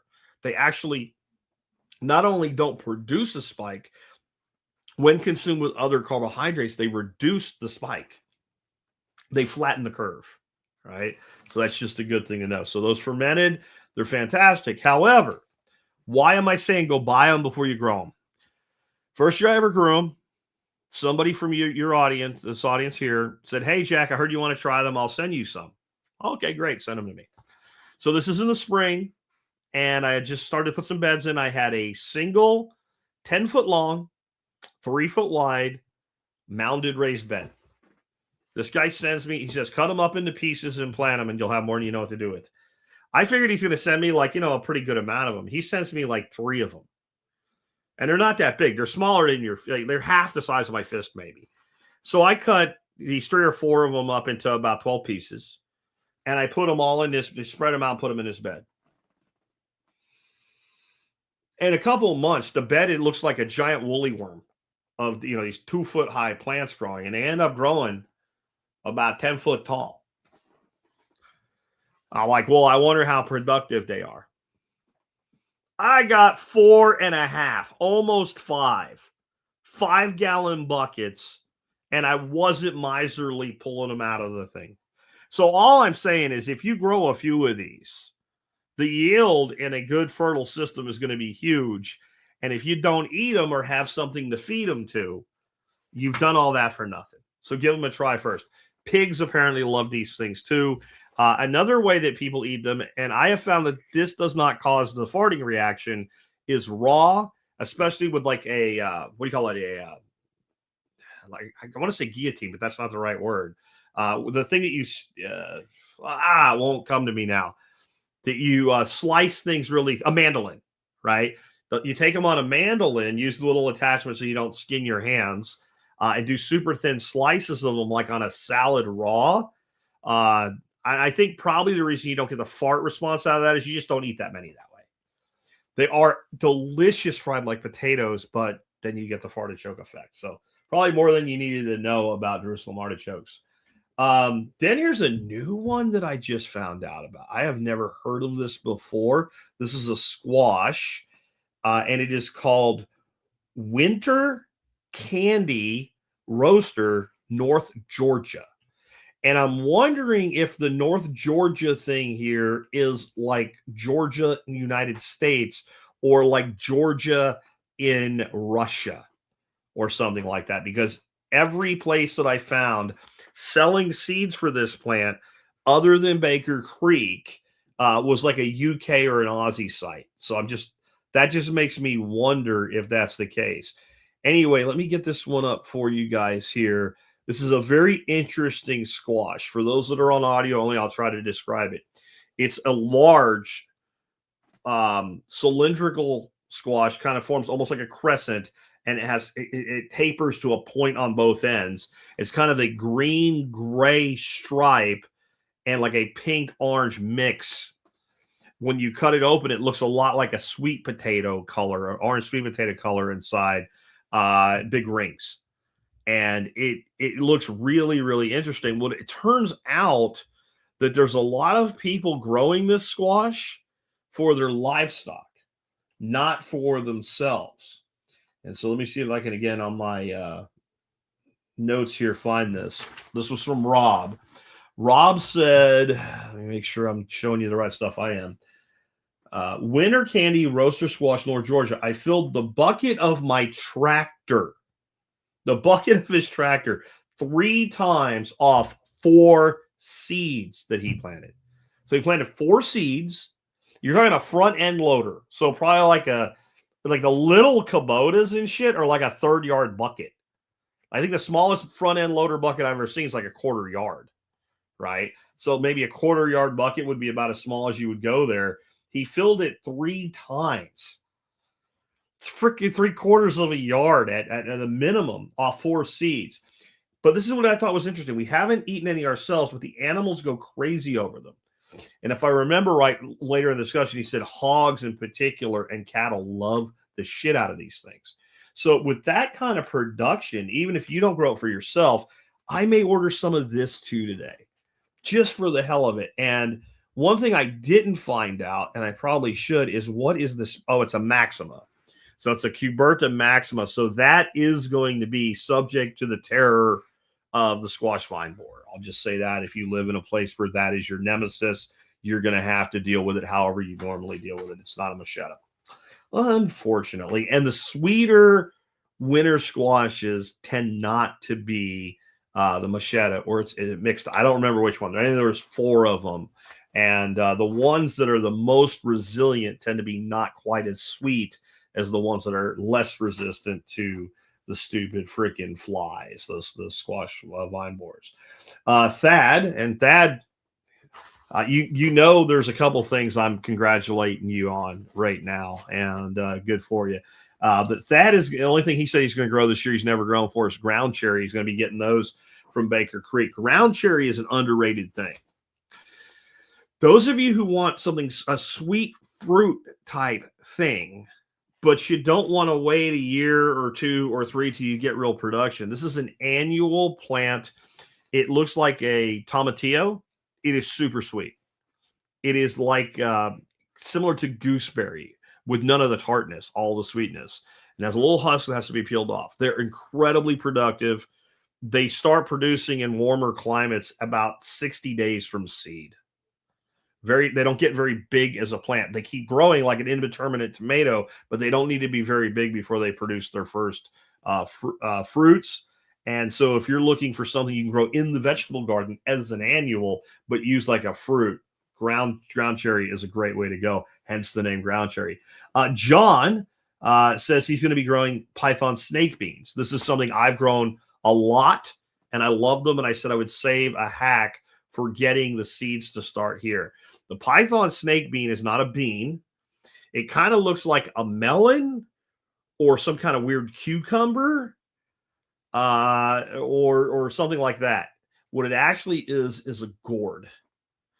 And they get huge, and they're delicious even when they're big. The bigger they get, the more you need to peel them before you eat them.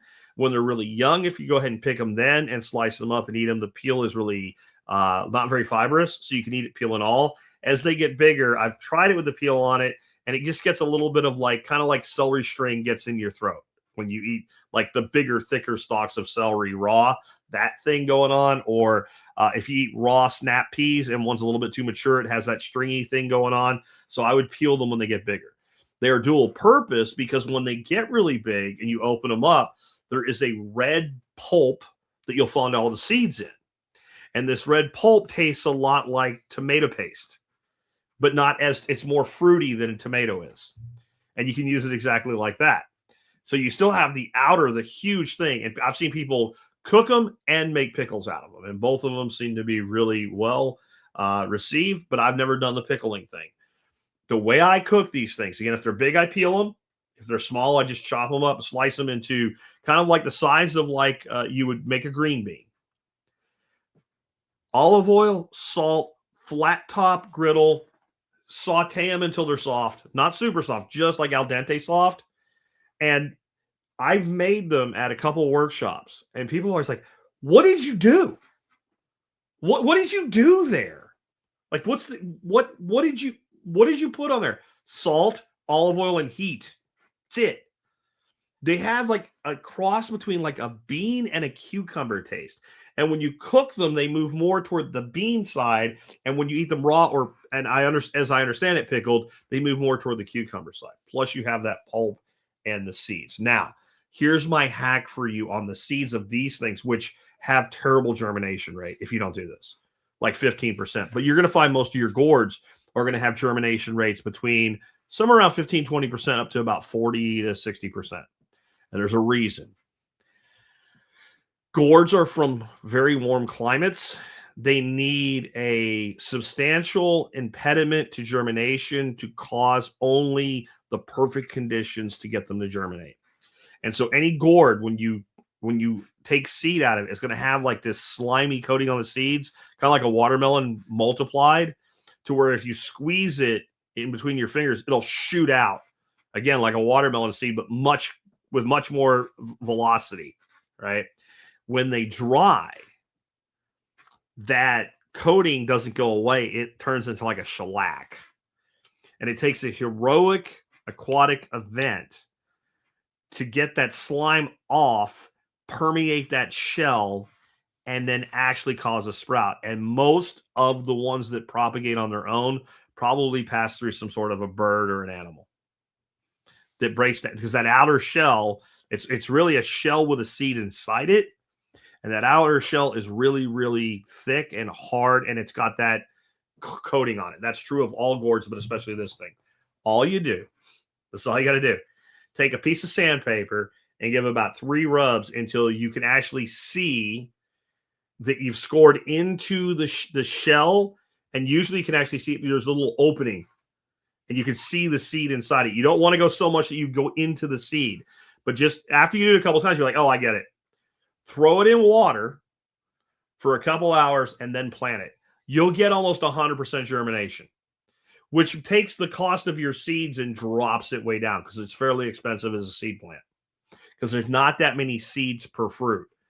You'll have a huge amount of goo comes out of them, but only a few of them are they need to be fully formed seeds to reproduce. And since people like to eat them younger, not that many are saved all the way into maturity. to get the larger seeds. But the python snake bean is amazing. Here's a couple more things about this one. If you touch the leaves, you then you smell your hands and you're like, what is that smell? I know, and it's so foreign that it's such a common smell that when you realize what it is, you're like, of course it is. But you're like, what is that? I know that. It's familiar, but it doesn't make any sense. It smells like peanut butter. The leaves smell like peanut butter. The flowers are very small opening, and they are very cool looking. They look like something that would be on a Star Trek episode, on some weird thing growing on actually the whole plant looks like some weird thing that would be alien species have this thing, that vegetable they eat or something, right? But the issue with that, bees can't pollinate it. It's pollinated by moths. And those moths tend to not be very active in the middle of the heat of summer. So what usually happens when I grow it here, I'll get a little bit of production early. The heat comes, I get no production. The plant does fine. And as we come into the cooler nights, because these are moths that come out at night, they're a night moth. And when those moths become active, it gets a lot more production. This year, I'm going to try again to manually pollinate.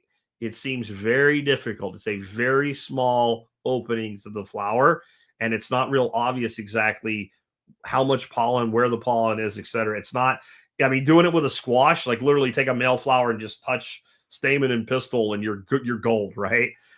This is more complicated. I've done peppers, which requires a little bit of flower surgery to do it right, because it's a perfect flower, and you don't want the one you're taking pollen from is fine, but you don't want the one you're bringing it to self-pollinate. So it's a little complicated. This is way more complicated. This is way, way more complicated, but it's totally worth growing. And if you live in a little bit more northern climate, you might not get that Darth in the summer like we do here. But definitely check them out. And Baker Creek makes these. I have a link for you there. Crystal, who is in Minnesota or Wisconsin or Michigan, one of those places, she's going to be trying to grow the butterfly pea flower. Again, this may be some of the people having trouble with it. The northern thing may be the issue. So if nothing else, go ahead and get it started early, like right now is what I would say, the pea flower. She also said she tried to grow mouse melon, but has not had success. Mouse melon, also known as Mexican sour gherkin. This is something I grow these every year. I love them. They're a fantastic little plant. I've never had trouble getting them to grow either direct seeded or started in a pot. They're very small leaf, very tiny, thin vine. They're very easy to accidentally, like when they're first starting to grow, like run your hand across the bed, not see them, and break it off right at the root, and then it's not going to grow.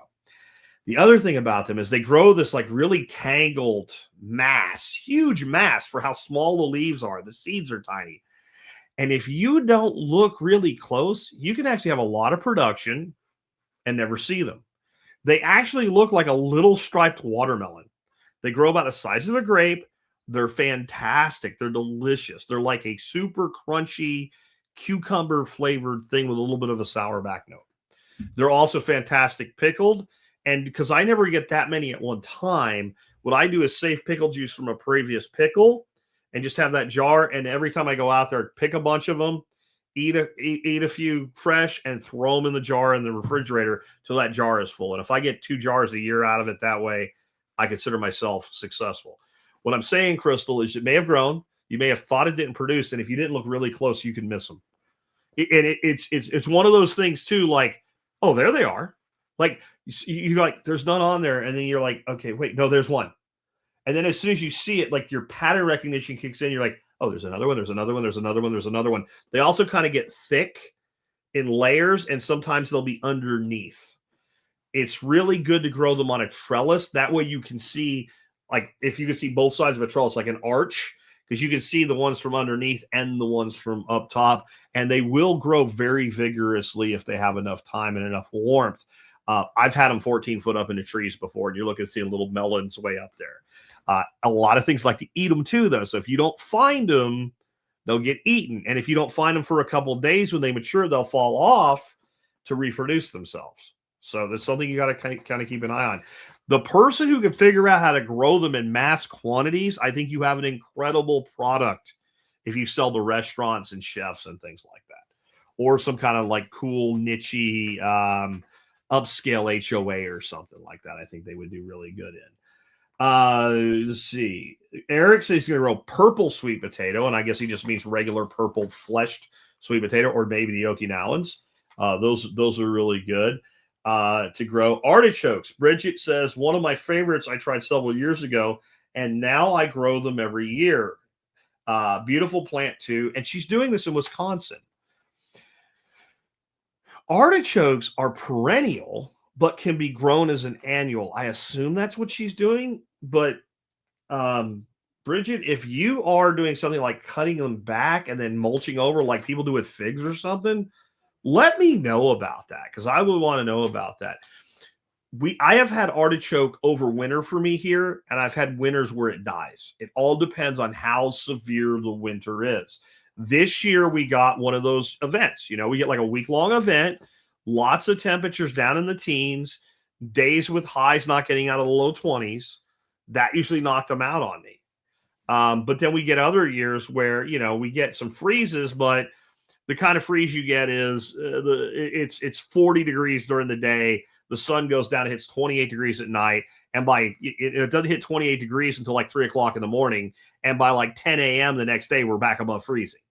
Those types of situations, I never lost any. But anybody that's growing artichokes in more northern climates, if you're getting them to perennialize, I'd love to know how you're doing it, because artichoke is something I really like. I don't grow a lot of it because without that perennialization, to me, it's a lot of work for how much you get, and I could just go buy them because they're never not around. But if I could grow them reliably, I'd grow more. Jason wants to grow vanilla. Okay, here's my story on vanilla and how I learned I don't want to grow vanilla. Like I said, I wanted to have this huge greenhouse, and I wanted to be the exclusive supplier of coffee and vanilla to a beer brewer in like Fort Worth, like, you know, one of these local breweries. And I'm like, I know if I can provide it, I can talk one of them into doing it, because why? And whoever says yes first, and then I was going to get beet, and I had bees. I'm like, we could do a honey, coffee, vanilla, Russian stout, and I'm like, all of it from one farm, except for the malt and everything else, right? And I'm like, I bet you I could even get hops to grow, and I know I can do hops, right? So I could do the hops, I could do, and just that one partnership. Like, we'll do this once a year together. I'll sell the cases for you on the air. You won't have to do any work, right? Other than make the product and make a bunch of money on it. And the real hole in the works wasn't coffee, it was vanilla. Vanilla bean grows as a seed pod on a specific variety of orchid, okay? The orchid will grow for you. This is not a problem. The seed pod will only form if the orchid is pollinated. Most of your vanilla is Madagascar vanilla, and that's because that's where these women that have kind of chubby sausage fingers from the videos I've seen, yet they can still do very intricate work. And these women must have the freaking eyesight of a freaking eagle. And they sit there and they manually, because the little fly that lived there that pollinated these things is gone. It doesn't. No one knows where to find this critter anymore. I think there might be some places in the world where vanilla still naturally pollinates, because it's a different fly, but it's this very tiny, minuscule fly that has an association with the plant. And basically what's keeping this plant from going extinct now is these women. And I watched him, like, it was like Andrew Zimmerman, but it wasn't him. It was somebody like that, one of these food shows. And he went over there and tried to learn to do it. And he's sitting there with women that do nothing but this all day, every day. Some of these women have 30 years of experience, and they're trying to teach him to do it. He couldn't do one right. Every time he did one, they were like, nope, not going to work. And I'm like, if it's that much work, I don't want to do it. So it's up to you, Jason, whether you, but the flowers are gorgeous. It's a beautiful white orchid. And the flower itself is just gorgeous and probably worth growing. Then Nathaniel is going to be growing a new tomato variety coming out this year. And it is being released by Gurney's. And I guess it's new, but it's called, if it's not new, it's new-ish. So maybe it's been around a season or two. But it's called Ruby Monster Hybrid Tomato. And it looks just like a great big beefsteak variety of tomato. And I'll bring up a picture of it right there. My gut is that this is a heirloom tomato with maybe a little bit of extra. It says it's an F2 though. So it's an F2 hybrid. I'm just going to say though, see that R? It's basically, this is not a patented variety. This is a registered trademark name. Usually that means this is actually somebody else's work. Somebody else is the one that developed this plant, but it's been around long enough the patent it expired. And then what will happen is people will take and create a name to market it under. So this kind of looks like Mortgage Lifter to me, or something in that space, which has been around forever, and that's why it's no longer under patent. This is like something that began its life in catalogs like either Burke's or Burpee or Parks. I was trying to say Burke's, right? Burpee or Parks. It looks like one of their old beefsteak varieties to me, and that's probably what it is. But that doesn't mean it won't be fantastic. I'm just telling you that's probably where it actually comes from. Then we have passion flower, and I'm not going to bring that up because there's tons of varieties. Some of them will die in a freeze. Some of them will die back to the ground in a light freeze, but the roots will stay good and they'll come back and get bigger as a plant because they're very fast growing. And some, like Maypop, can grow in like the northeastern United States. Maypop, though, can take an area the hell over. Just know that. But it is Richard who says that. I have a link in the show notes for you on the audio side. There's a link down in the video if you're watching the video. If you're watching me live, it won't work just yet. It will work for you in just a bit when I get off of here and edit and upload it to the audio server. But when you go there, you'll be able to link and find just a huge variety of passion flower, both temperate and tropical climate options from a company called One Green World. And since Rain Tree Nursery changed ownership, this is kind of my go-to for a lot of these really unique varieties of things like seed buckthorn, like gumi, like passion flower, and Arctic kiwi and everything. One Green World is a great supplier, Pacific Northwest. And that's kind of the climate that a lot of these plants do better in, but you can definitely grow passion flower in a huge variety of climates as well. James is also going to be growing something called earth chestnut. Now, when I first read that, I was thinking maybe it's chufa, which we talked about earlier, or something else that I'm familiar with, but I don't think so. And it is not that supposed bean that's not a bean that we had earlier. I'm going to get the image on the screen for you, though there's not a great picture, honestly, here of it because it says coming soon. But I'm going to give you the description of it anyway. It's also known as great pig nut. It's an edible perennial in the carrot family. It will grow up to 3 feet tall with slender stems topped with white umbral flowers. And it looks very, I'm going to find you a picture of it to actually see it in a bit. It looks very very carrot-like, or like fool's parsley-like, or something like that. Small, nutty, edible tubers grow under and among the roots. They can be eaten raw, but are best roasted. The flesh leaves are eaten like parsley. Seeds are very flavorful and used as a spice comparable to cumin. That's probably what sold our friend on giving this a try. Let me run a quick web search here for you and get you a picture. I'm using the scientific name to make sure I get the right thing. This is what the flowers on this plant look like right here. And it's like, as you can see, it is very much a carrot-like structure to the plant. This is one of those ones, it's absolutely the case that you are trying something to see how it works out.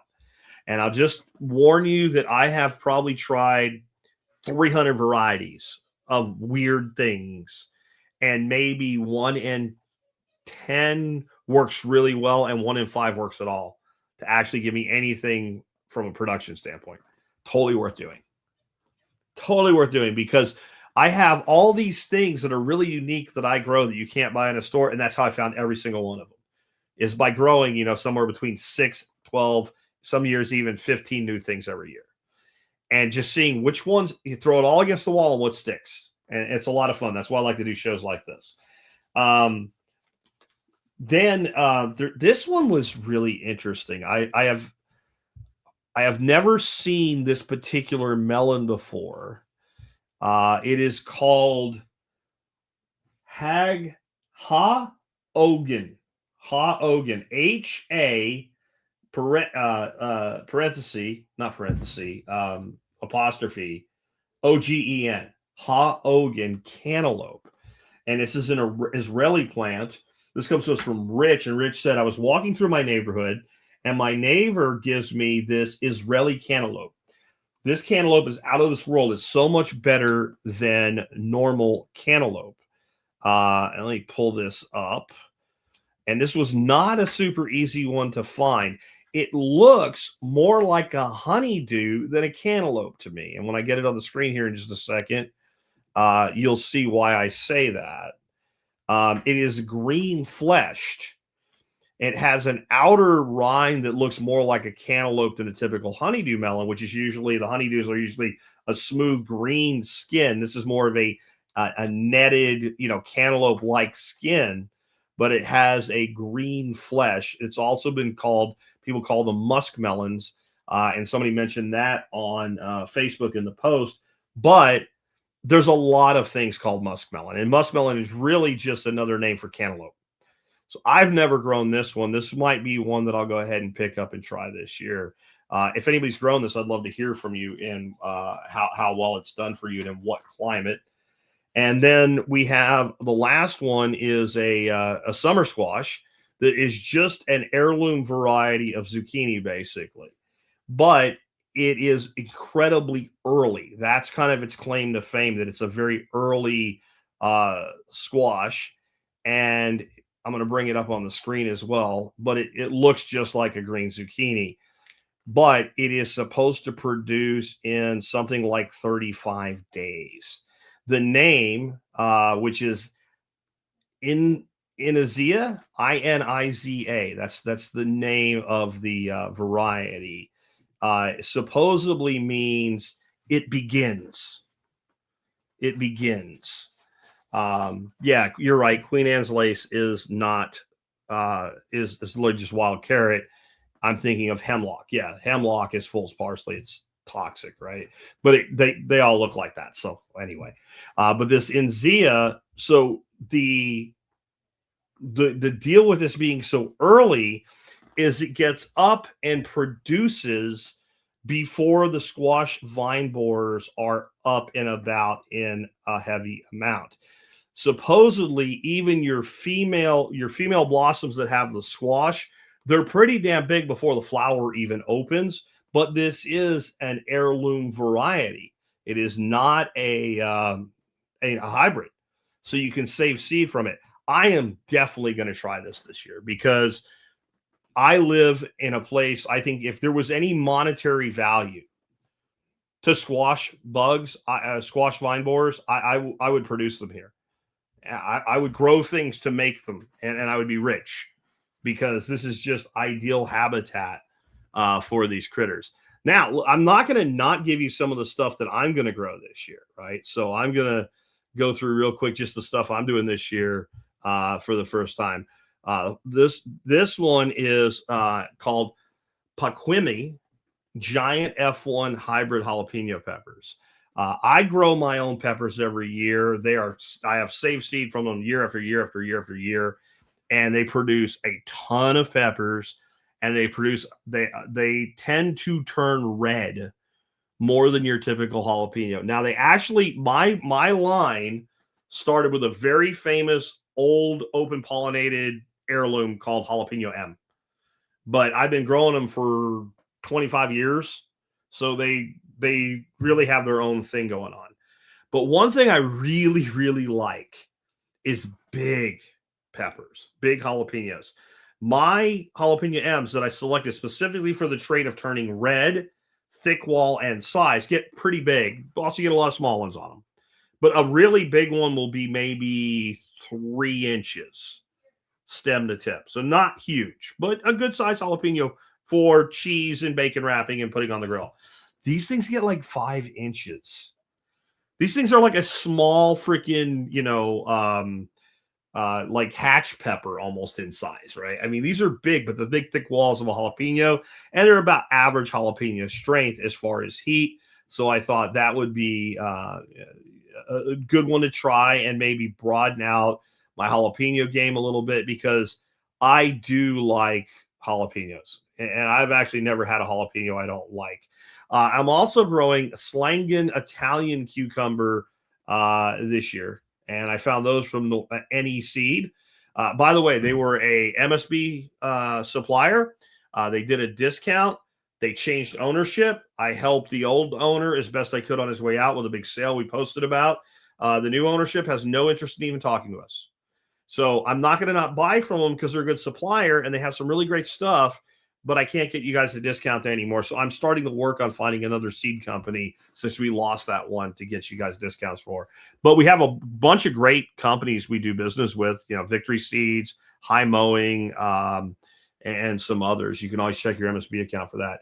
But this is also known as Shintokwaya cucumber. So this is actually, again, an Asian cucumber variety. I, like one of our earlier folks, have grown China Jade a lot. I wanted to give this one a try. This seems like it's got some really interesting things going for it. This is a medium green cucumber, tender, crisp flesh, few seeds, grows up to 12 inches long without getting, bitter and what have you. That's what I really like about Asian style cucumbers. You can get really big fruits on them without them getting bitter and what's the word I'm fibrous, because I don't like things to get fibrous like that as well. And then on my tomatoes, I said I have all my tomatoes picked out for this year, but I do have a couple new ones I'm trying, which is why I'm not going to try that other one. This one is from Baker Creek, and I believe it is new for this season with them, so it's new even for them, and it's called Rosella, Rosella. And this just looks like a fantastic freaking tomato for our climate and the things that we deal with here.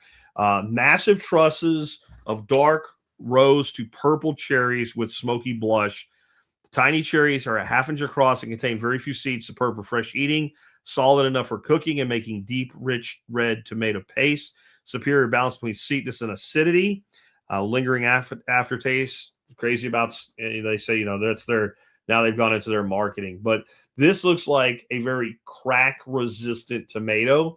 That's something else I deal with a lot here, is my tomatoes will, just before they really start to get ripe, crack on me.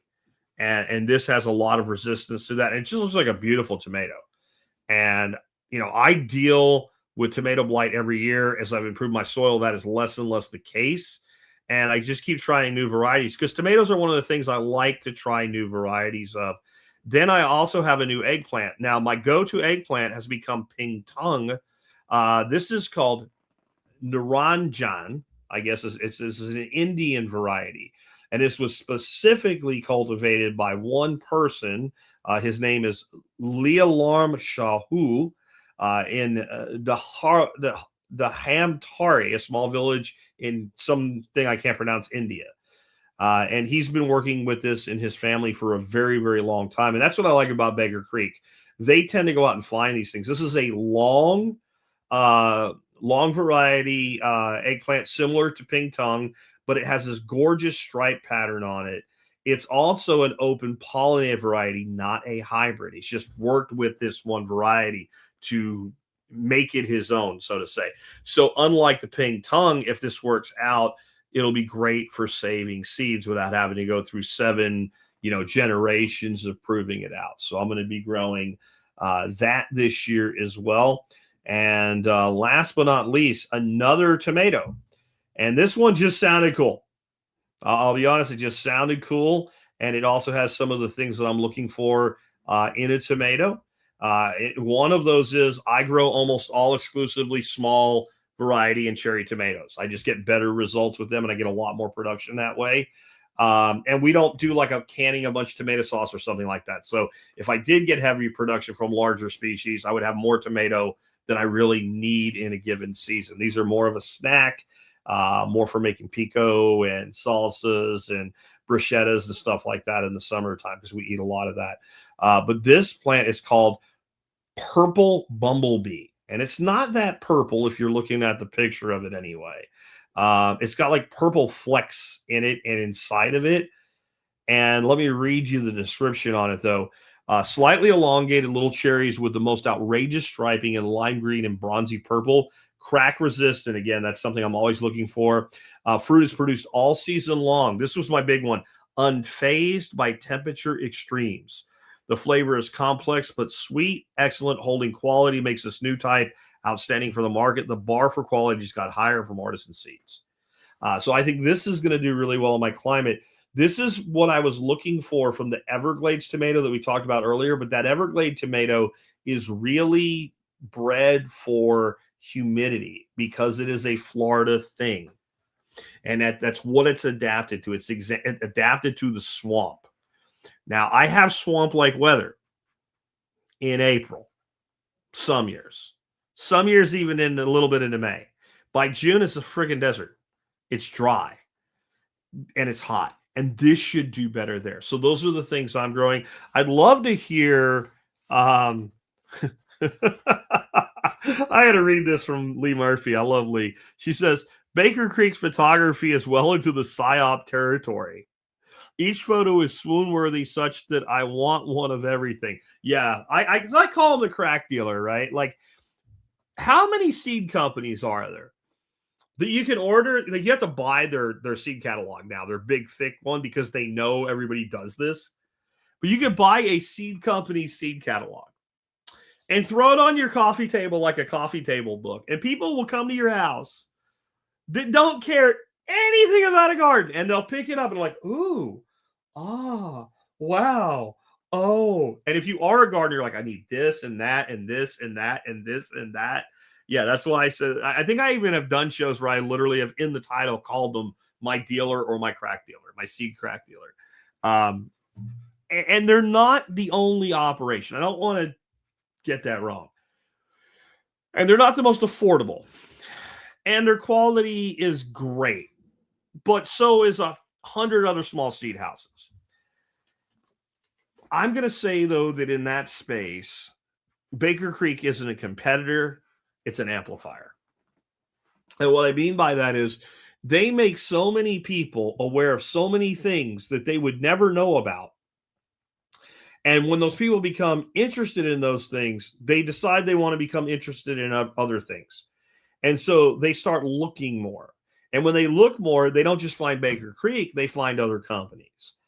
And I guarantee you a lot of these other companies are buying initial seed stock from Baker Creek, because Baker Creek is sending people all over the country and all over the world to find these new varieties. Like some of the stuff in the Baker Creek catalog, you'll read, it'll be like, we were in India at a farmer's market, which has to be amazing in India, right? A farmer's market in India. And we found this one particular variety of whatever. And we brought it home and we planted it. And, it did really, you brought seeds home and planted it. It did really good and all. And how much of that's marketing and how much of that's real, I don't know.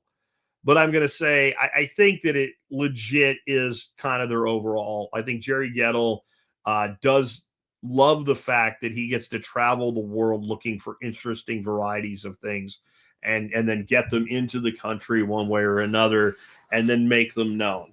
And so when something like Python Snake Bean comes out, I guarantee you there are smaller seed houses. They're like, oh, that seems cool. They buy some, they try it. They're like, yeah. And then maybe they grow it for a few seasons, and now they have a new seed variety to add to their catalog. And I love that Baker Creek kind of provides that. I've only got 4 questions or comments starred, but this was complex. I have this sheets of paper today that I'm reading from. That's why maybe my timing sounded a little off. So if I missed you right now, you can go ahead and put question in all caps. And I will come back and check one more time after I go through here. And the last question I have is from A. Evans.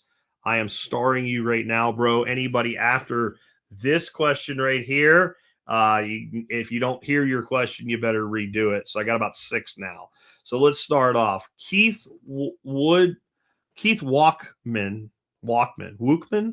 Okay, Keith Wookman says, can someone help me, or this might be for Jack? Anyone have updates on Jack's Mr. Miyagi pond? I bought a house, and I'm looking at putting something like it in, or his pond class course. Okay, I don't have an aquatics course coming anytime soon. That was something I was going to do. I can only do so many things, and that was such a big can of worms. I kind of stuck a fork in it for a while, and I don't know if it's done or not, but it's not going to happen anytime soon. There's tons of videos of my Miyagi ponds, and it's really not hard to figure out what to do. It's a box made out of 4x4s and lag screws with a pond liner dropped into it. I want to say something probably for the 500th time, though, that I really need people to understand. The way I built mine is not ideal, and I do not recommend you build one like mine. Okay? Mine are about 40 inches high to the rail, and the water, therefore, is coming up to about 36 to 37 inches of wall that is not reinforced by anything other than wood and lag screws. All right?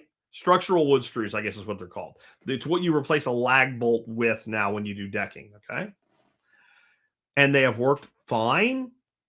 But the biggest one has some good bulging in it, and I don't know how long it's going to last. It could last another 10 years. It could last 15 years. It could last 2 years. I don't know. And when you build any water feature that high up, if you want to pitch water with a pump somewhere and return it, you want your pond, your sump, as low as possible, not high. The only reason I built them that way is I can only dig about 10 inches into the ground. If I could dig 4 feet into the ground, I would have dug a 4-foot deep square. And if I wanted the look of a Miyagi, I would have brought the timber component above grade about at most 2 feet high, which would bring the water level up to about 18 inches above grade or thereabouts. That would have very little pressure on the wood from the water. You're talking about in a 12 by 12 like I have, about 5,800 gallons, and the pressure curve peak is dead center, which is where the bulging is. So there's actually, like, at the very bottom, there's less pressure on the outside. As you come up to about halfway, you maximize the pressure, and then the pressure goes down. It's like a bell curve from top to bottom, with the greatest pressure about 50% of the way up. Don't do it unless you have to. Put your pond in the ground. Again, if you like the look, and I do think the look is beautiful, then go deep and bring it up to something about like that would be comfortable to sit on the rail of. And if you do that, you know, if you're 4 feet below ground and 2 feet above ground, your center, where your maximum amount of outward pressure is going to be about 2 feet in the ground. You know, 1.5 to 2 feet is going to where you're. So then you got the whole Mother Earth holding the pond, and you don't need wood down there. It's much less expensive to do that. Everything I did was to adapt to the situation, and it's not ideal. Please know that, Keith. But if you want to find more about them, put Timber Frame Pond in YouTube search, and you'll find a lot of my videos, or go to my channel and look for my aquatics playlist as well. You can find, I've basically given away everything for free already.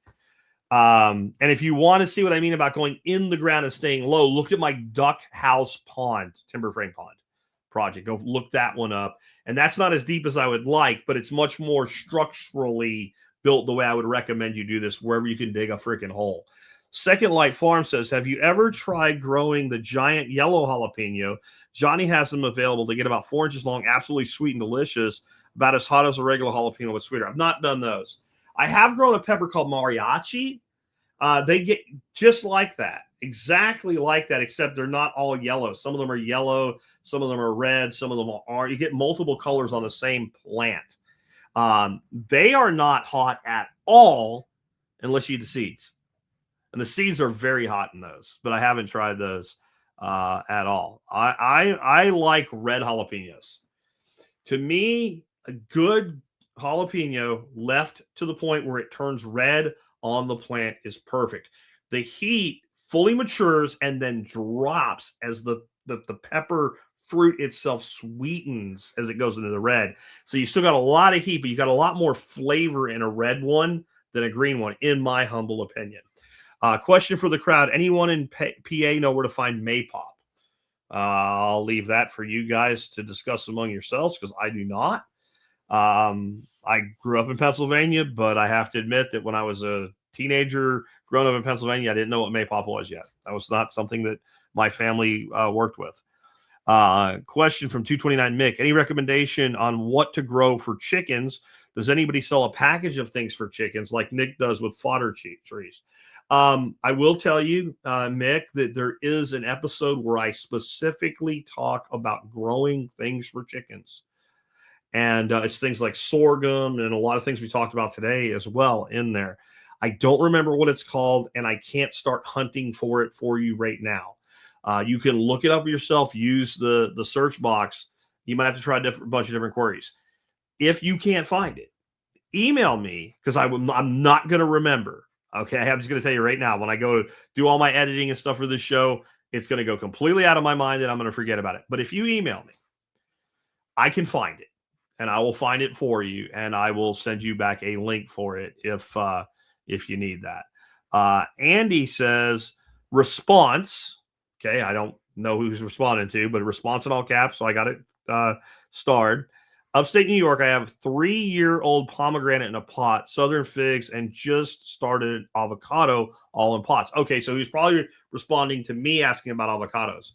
My big issue with avocado is, can you grow it large enough in a container where it's big enough to produce and still manageable enough to move in and out of a home with any level of production that in any way makes it worth the effort? Because everybody's done the get an avocado pit to sprout and grow a houseplant thing. But growing one that actually makes avocados, that's what I'd like to know more about if anybody's pulled it off. Evan says, do you have a chainsaw recommendation? Depends. It depends. If you're buying a gas-powered saw, get a Steel or a McCullough. I'm done. That's my recommendation.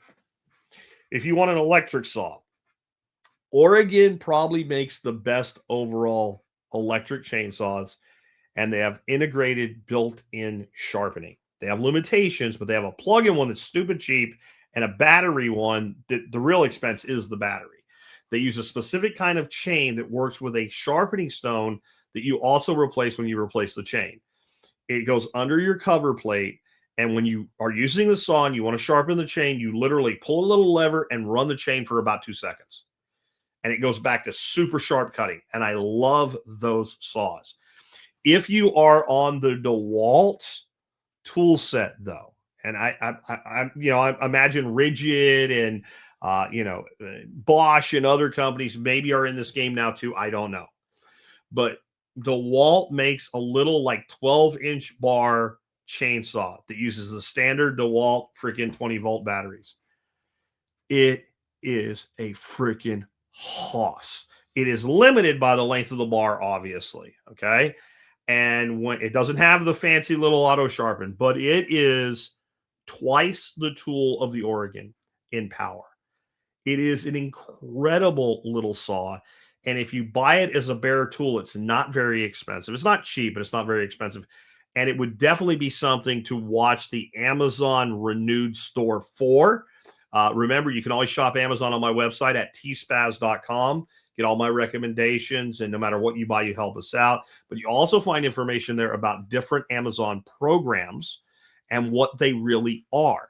The renewed program is not something broke and then somebody sent it to Amazon under warranty and they fix it and sell it to you. It is simply returns that they cannot sell as new because somebody ordered it and realized they ordered 2 and sends 1 back. Because somebody ordered it and their wife goes, "You don't really need that," and they sent it back. Because they ordered it and they realized on their own they didn't really need it and they sent it back. Because they got a pay cut because they lost their job. For whatever reason, they never used it and they sent it back. Okay? and then they can't sell it as new, so they put it in the renewed store and they sell it. Amazon used to do this with all their returns. They just put them on big pallets. They put wrapper around them. They estimated the retail value and they sold it to the public, who would go through it and then market it often right back on Amazon. Okay. And they pretty much did it with everything. But Amazon's a data-driven company. So they figured out really quick, when we do that and stuff on that pallet is like a KitchenAid stand mixer, a Cuisinart food processor, a DeWalt tool, a Bosch tool, right? These a Ninja, right? Top-end kitchen brands, power tool brands, audio, video brands, stuff like that. Those were the stuff that when people put it back on Amazon to sell it used, it sold really fast. So now they put all the dog shit on those pallets that they still sell to those people, and they take that top-end gear that simply needs to be put back in a box and reshipped out, and they sell it as renewed.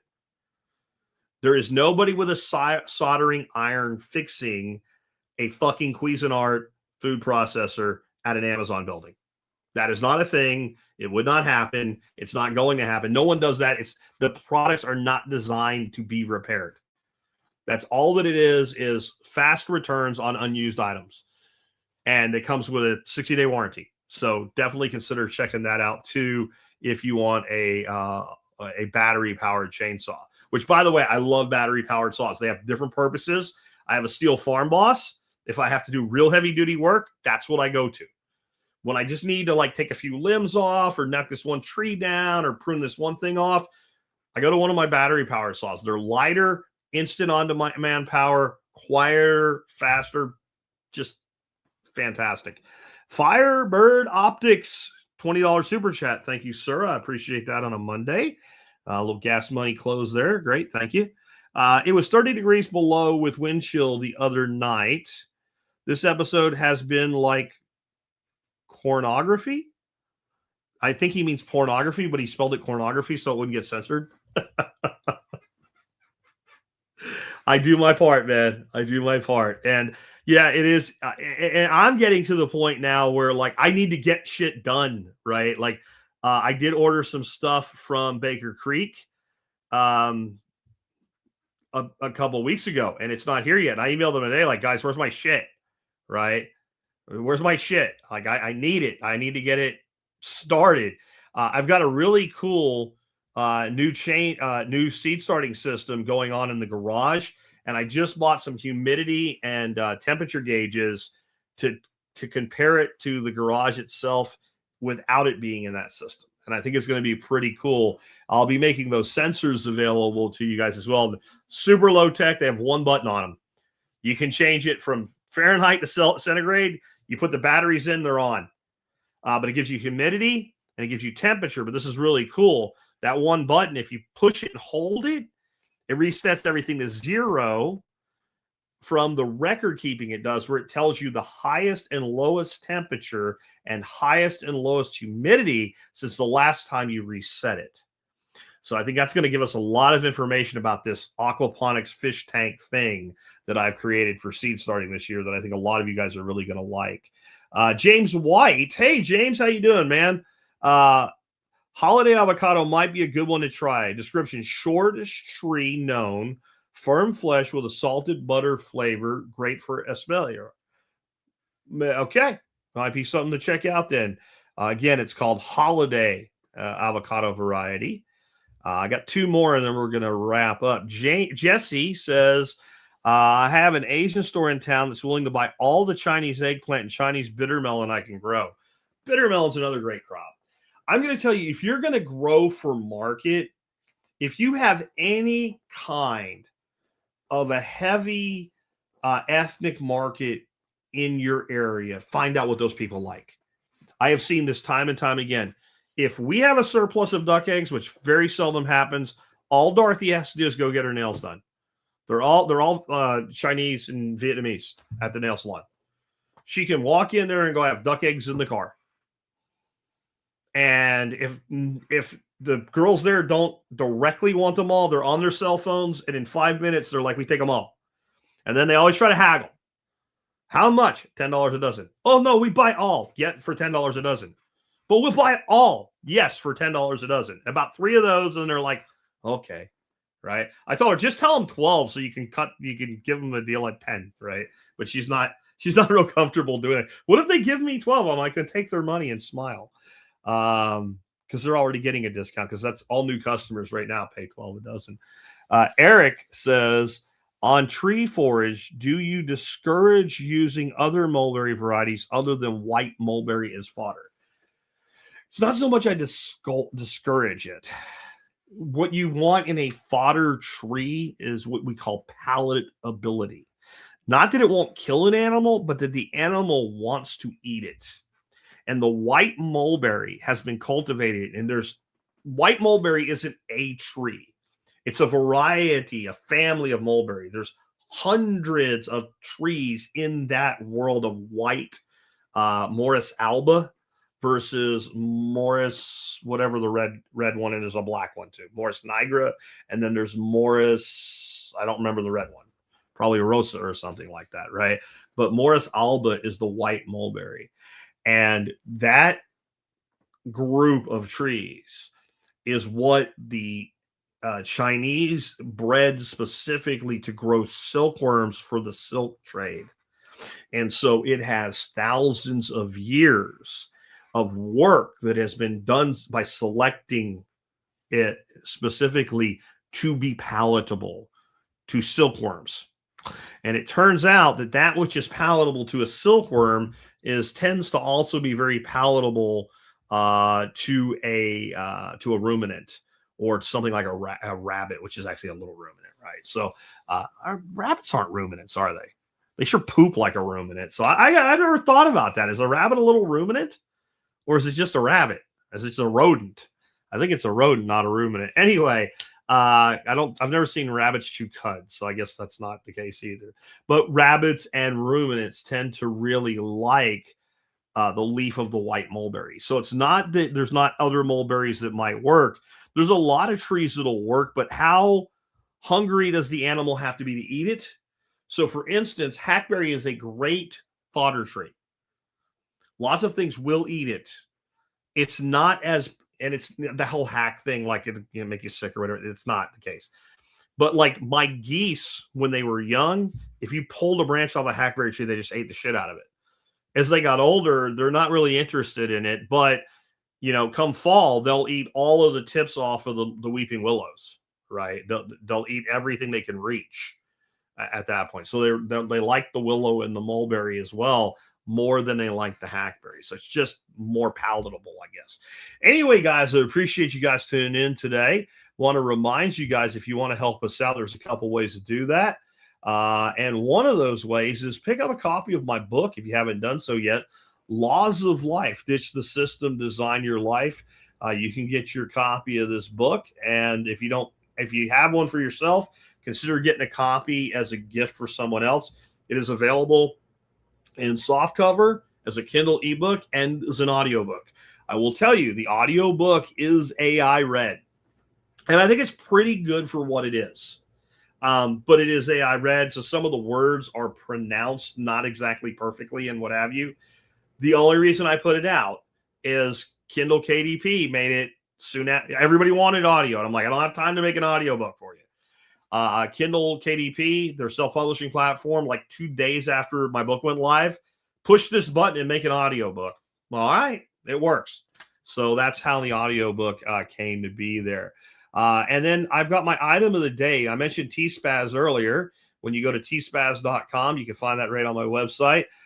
You can find all the things that I recommended over the years, and all the things that I use in my own life. And you can get over to Amazon and pick them up if you want to. But there's also links there that you can use to just get on over there. And no matter what you buy, you will help us out. So it's a very painless way when you're going to shop online. Start at T-Spaz. But today's item of the day are adjustable grow light rope hangers. These are made by a company called Zazie. But I would tell you, if you're shopping for them and you need more than the 12 that come with this, if you find like a quantity buy and they look exactly like this, get them from anybody. They're not a super high quality thing. All they do is hold plant lights up in the air, or they're good for some other things like water bottles for chickens and things like that with the chicken nipples on them. I've had a bunch of different things people tell me they use them for where they can easily adjust the height. But they're great. And what they allow you to do is by just reaching in and grabbing the tab and pulling the string, you can adjust your light height from your plants up and down. Why would you want to do that? Because even really good plant light should be pretty close to the plant. Of course, as the plant, so when you first put your seed in, you want them only a few inches above the top of the soil. But as that plant starts growing, you want to move those lights up so the plants don't get up into the light. This just makes it really easy to do that. I talk about it in the write-up, but I want to tell you one thing about this here before we close up today. You see how it has these two little clip carabiners? Okay. The problem with that is depending on how high your top shelf is from your next shelf down, that reduces how high you can lift the lights up. So I've had them in some systems where what ends up happening is before I'm ready to move that plant out to the garden, that plant is up into the lights and I can't get it any higher. If you take that carabiner off on the top side where the string is, not where the clip is, you can just directly tie it and that'll give you like another 2 inches of rise that you'll get out of that. So that's something you can look at and still use them. And of course, you know, those snap-on carabiners, they have a use whether you leave them on there or not. They're not super, again, they're not, I wouldn't go rappelling with this shit, right? It's not designed for that, but they're fantastic. And they were also, the year that I brought them out, they were one of the top selling items for that year. I think they were like the number 8th highest selling by units of anything I sold. And I think 2021, when I brought them out, never had a complaint. No one's ever bitched about them. And they're not expensive. You get 12 sets for like $20. So yeah, or $18, right? 6 sets for $18. So 12 for $18. So like $1.40 a piece. And they just make your life so much better. Now, somebody today, when I posted them, I was Societas, right? In the alumni group, said there is, and he gave a link to it on Thingiverse. If you have a 3D printer, people have actually made light fixtures for the Barina lights so that you could have like an array of like 6 lights, but only use 2 of those, you know, kind of brought together with like a triangle, and then 2 of them to move the whole array up and down instead of like 2 per light. That's pretty cool. And so if you're a 3D printer person, you might want to check that out. And that gave me an idea I wanted to drop on you here at the end too. There is a lot of people trying to find their little side hustle. And if you find a product like Barina that sells like crazy, that means there's a pretty good market out there. And there are people that just don't want to fuck with 3D printing. They know about it. It's cool and all. They don't want to fuck with it. Hi, I'm one of them. I'm Jack, and I don't want to 3D print anymore. And because of that, and there's people making money doing 3D printing. Most of them are doing like little tchotchkes and things like that. Now, some people are actually making really functional things. That would be the example of a really functional thing. So what you might want to do if you're in that world of looking for a side hustle and you don't want it to be, I don't know if you make a full-time business out of it, right? But if it's an add-on revenue stream or something like that to a full-time business would work as well. Find things that you can build something to make better that isn't really worth it to the manufacturer for them to do it. That's where 3D printing is, where like the cost of setup and mold making and all that shit is just too high for the volume, but there's enough volume there to still make money. Because I'll tell you something, that's what you really need if you're going to build a business, because companies will fuck you. You would think a company would look at that and go, oh, okay, yeah, they're making some money. And they probably will there because the cost exceeds the value. But I want to just give you one of my, Google do no harm, no evil stories of a company that it does harm and evil to like single moms and shit, right? Or, homestead moms and what have you. Because Google's done a lot of nasty shit like that in their past. And whoever makes Skittles, I don't know if it's, Hershey or M&M Mars or whoever makes Skittles, you're a bunch of pricks. So there's been this thing going on for a very long time that people would get a Harvest Right freeze dryer or another brand, And then they would make freeze-dried Skittles and sell them like on eBay and Etsy and what have you. And they would kind of do that until they made enough money to pay for their machine. And then they kind of backed away and did other things. And it was like a completely unwritten rule. No one enforced it or whatever, but there was a lot of people doing that. And you could tell because you would see people come into Etsy, start selling that candy, and then that would kind of disappear. Like, I got mine, so I'm going to get out of the way and let Susan get hers. That type of thing. Fucking Skittles now sells freeze-dried Skittles. It was like they looked at it, and you're like, this has to be a tiny market segment for a company that size. They couldn't freaking stand it. Now, the person that they're putting out of business is probably buying Skittles by the pallet from them, but they couldn't stand to see somebody else making the money. So if you're going to go into those niche side hustles, try to find the things that are so niche that the corporation itself that you're augmenting is like, I don't have it in me. It's not worth it. But yet big enough to get you enough volume to make it worth doing. Just a little extra side note for today.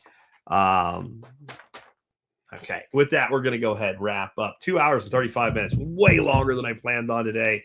Hope you guys enjoyed the show. Time to get out and get planning because spring is going to spring before you know it. Take care, guys. I'll catch you tomorrow with another one. And then we got a great interview this week on Wednesday.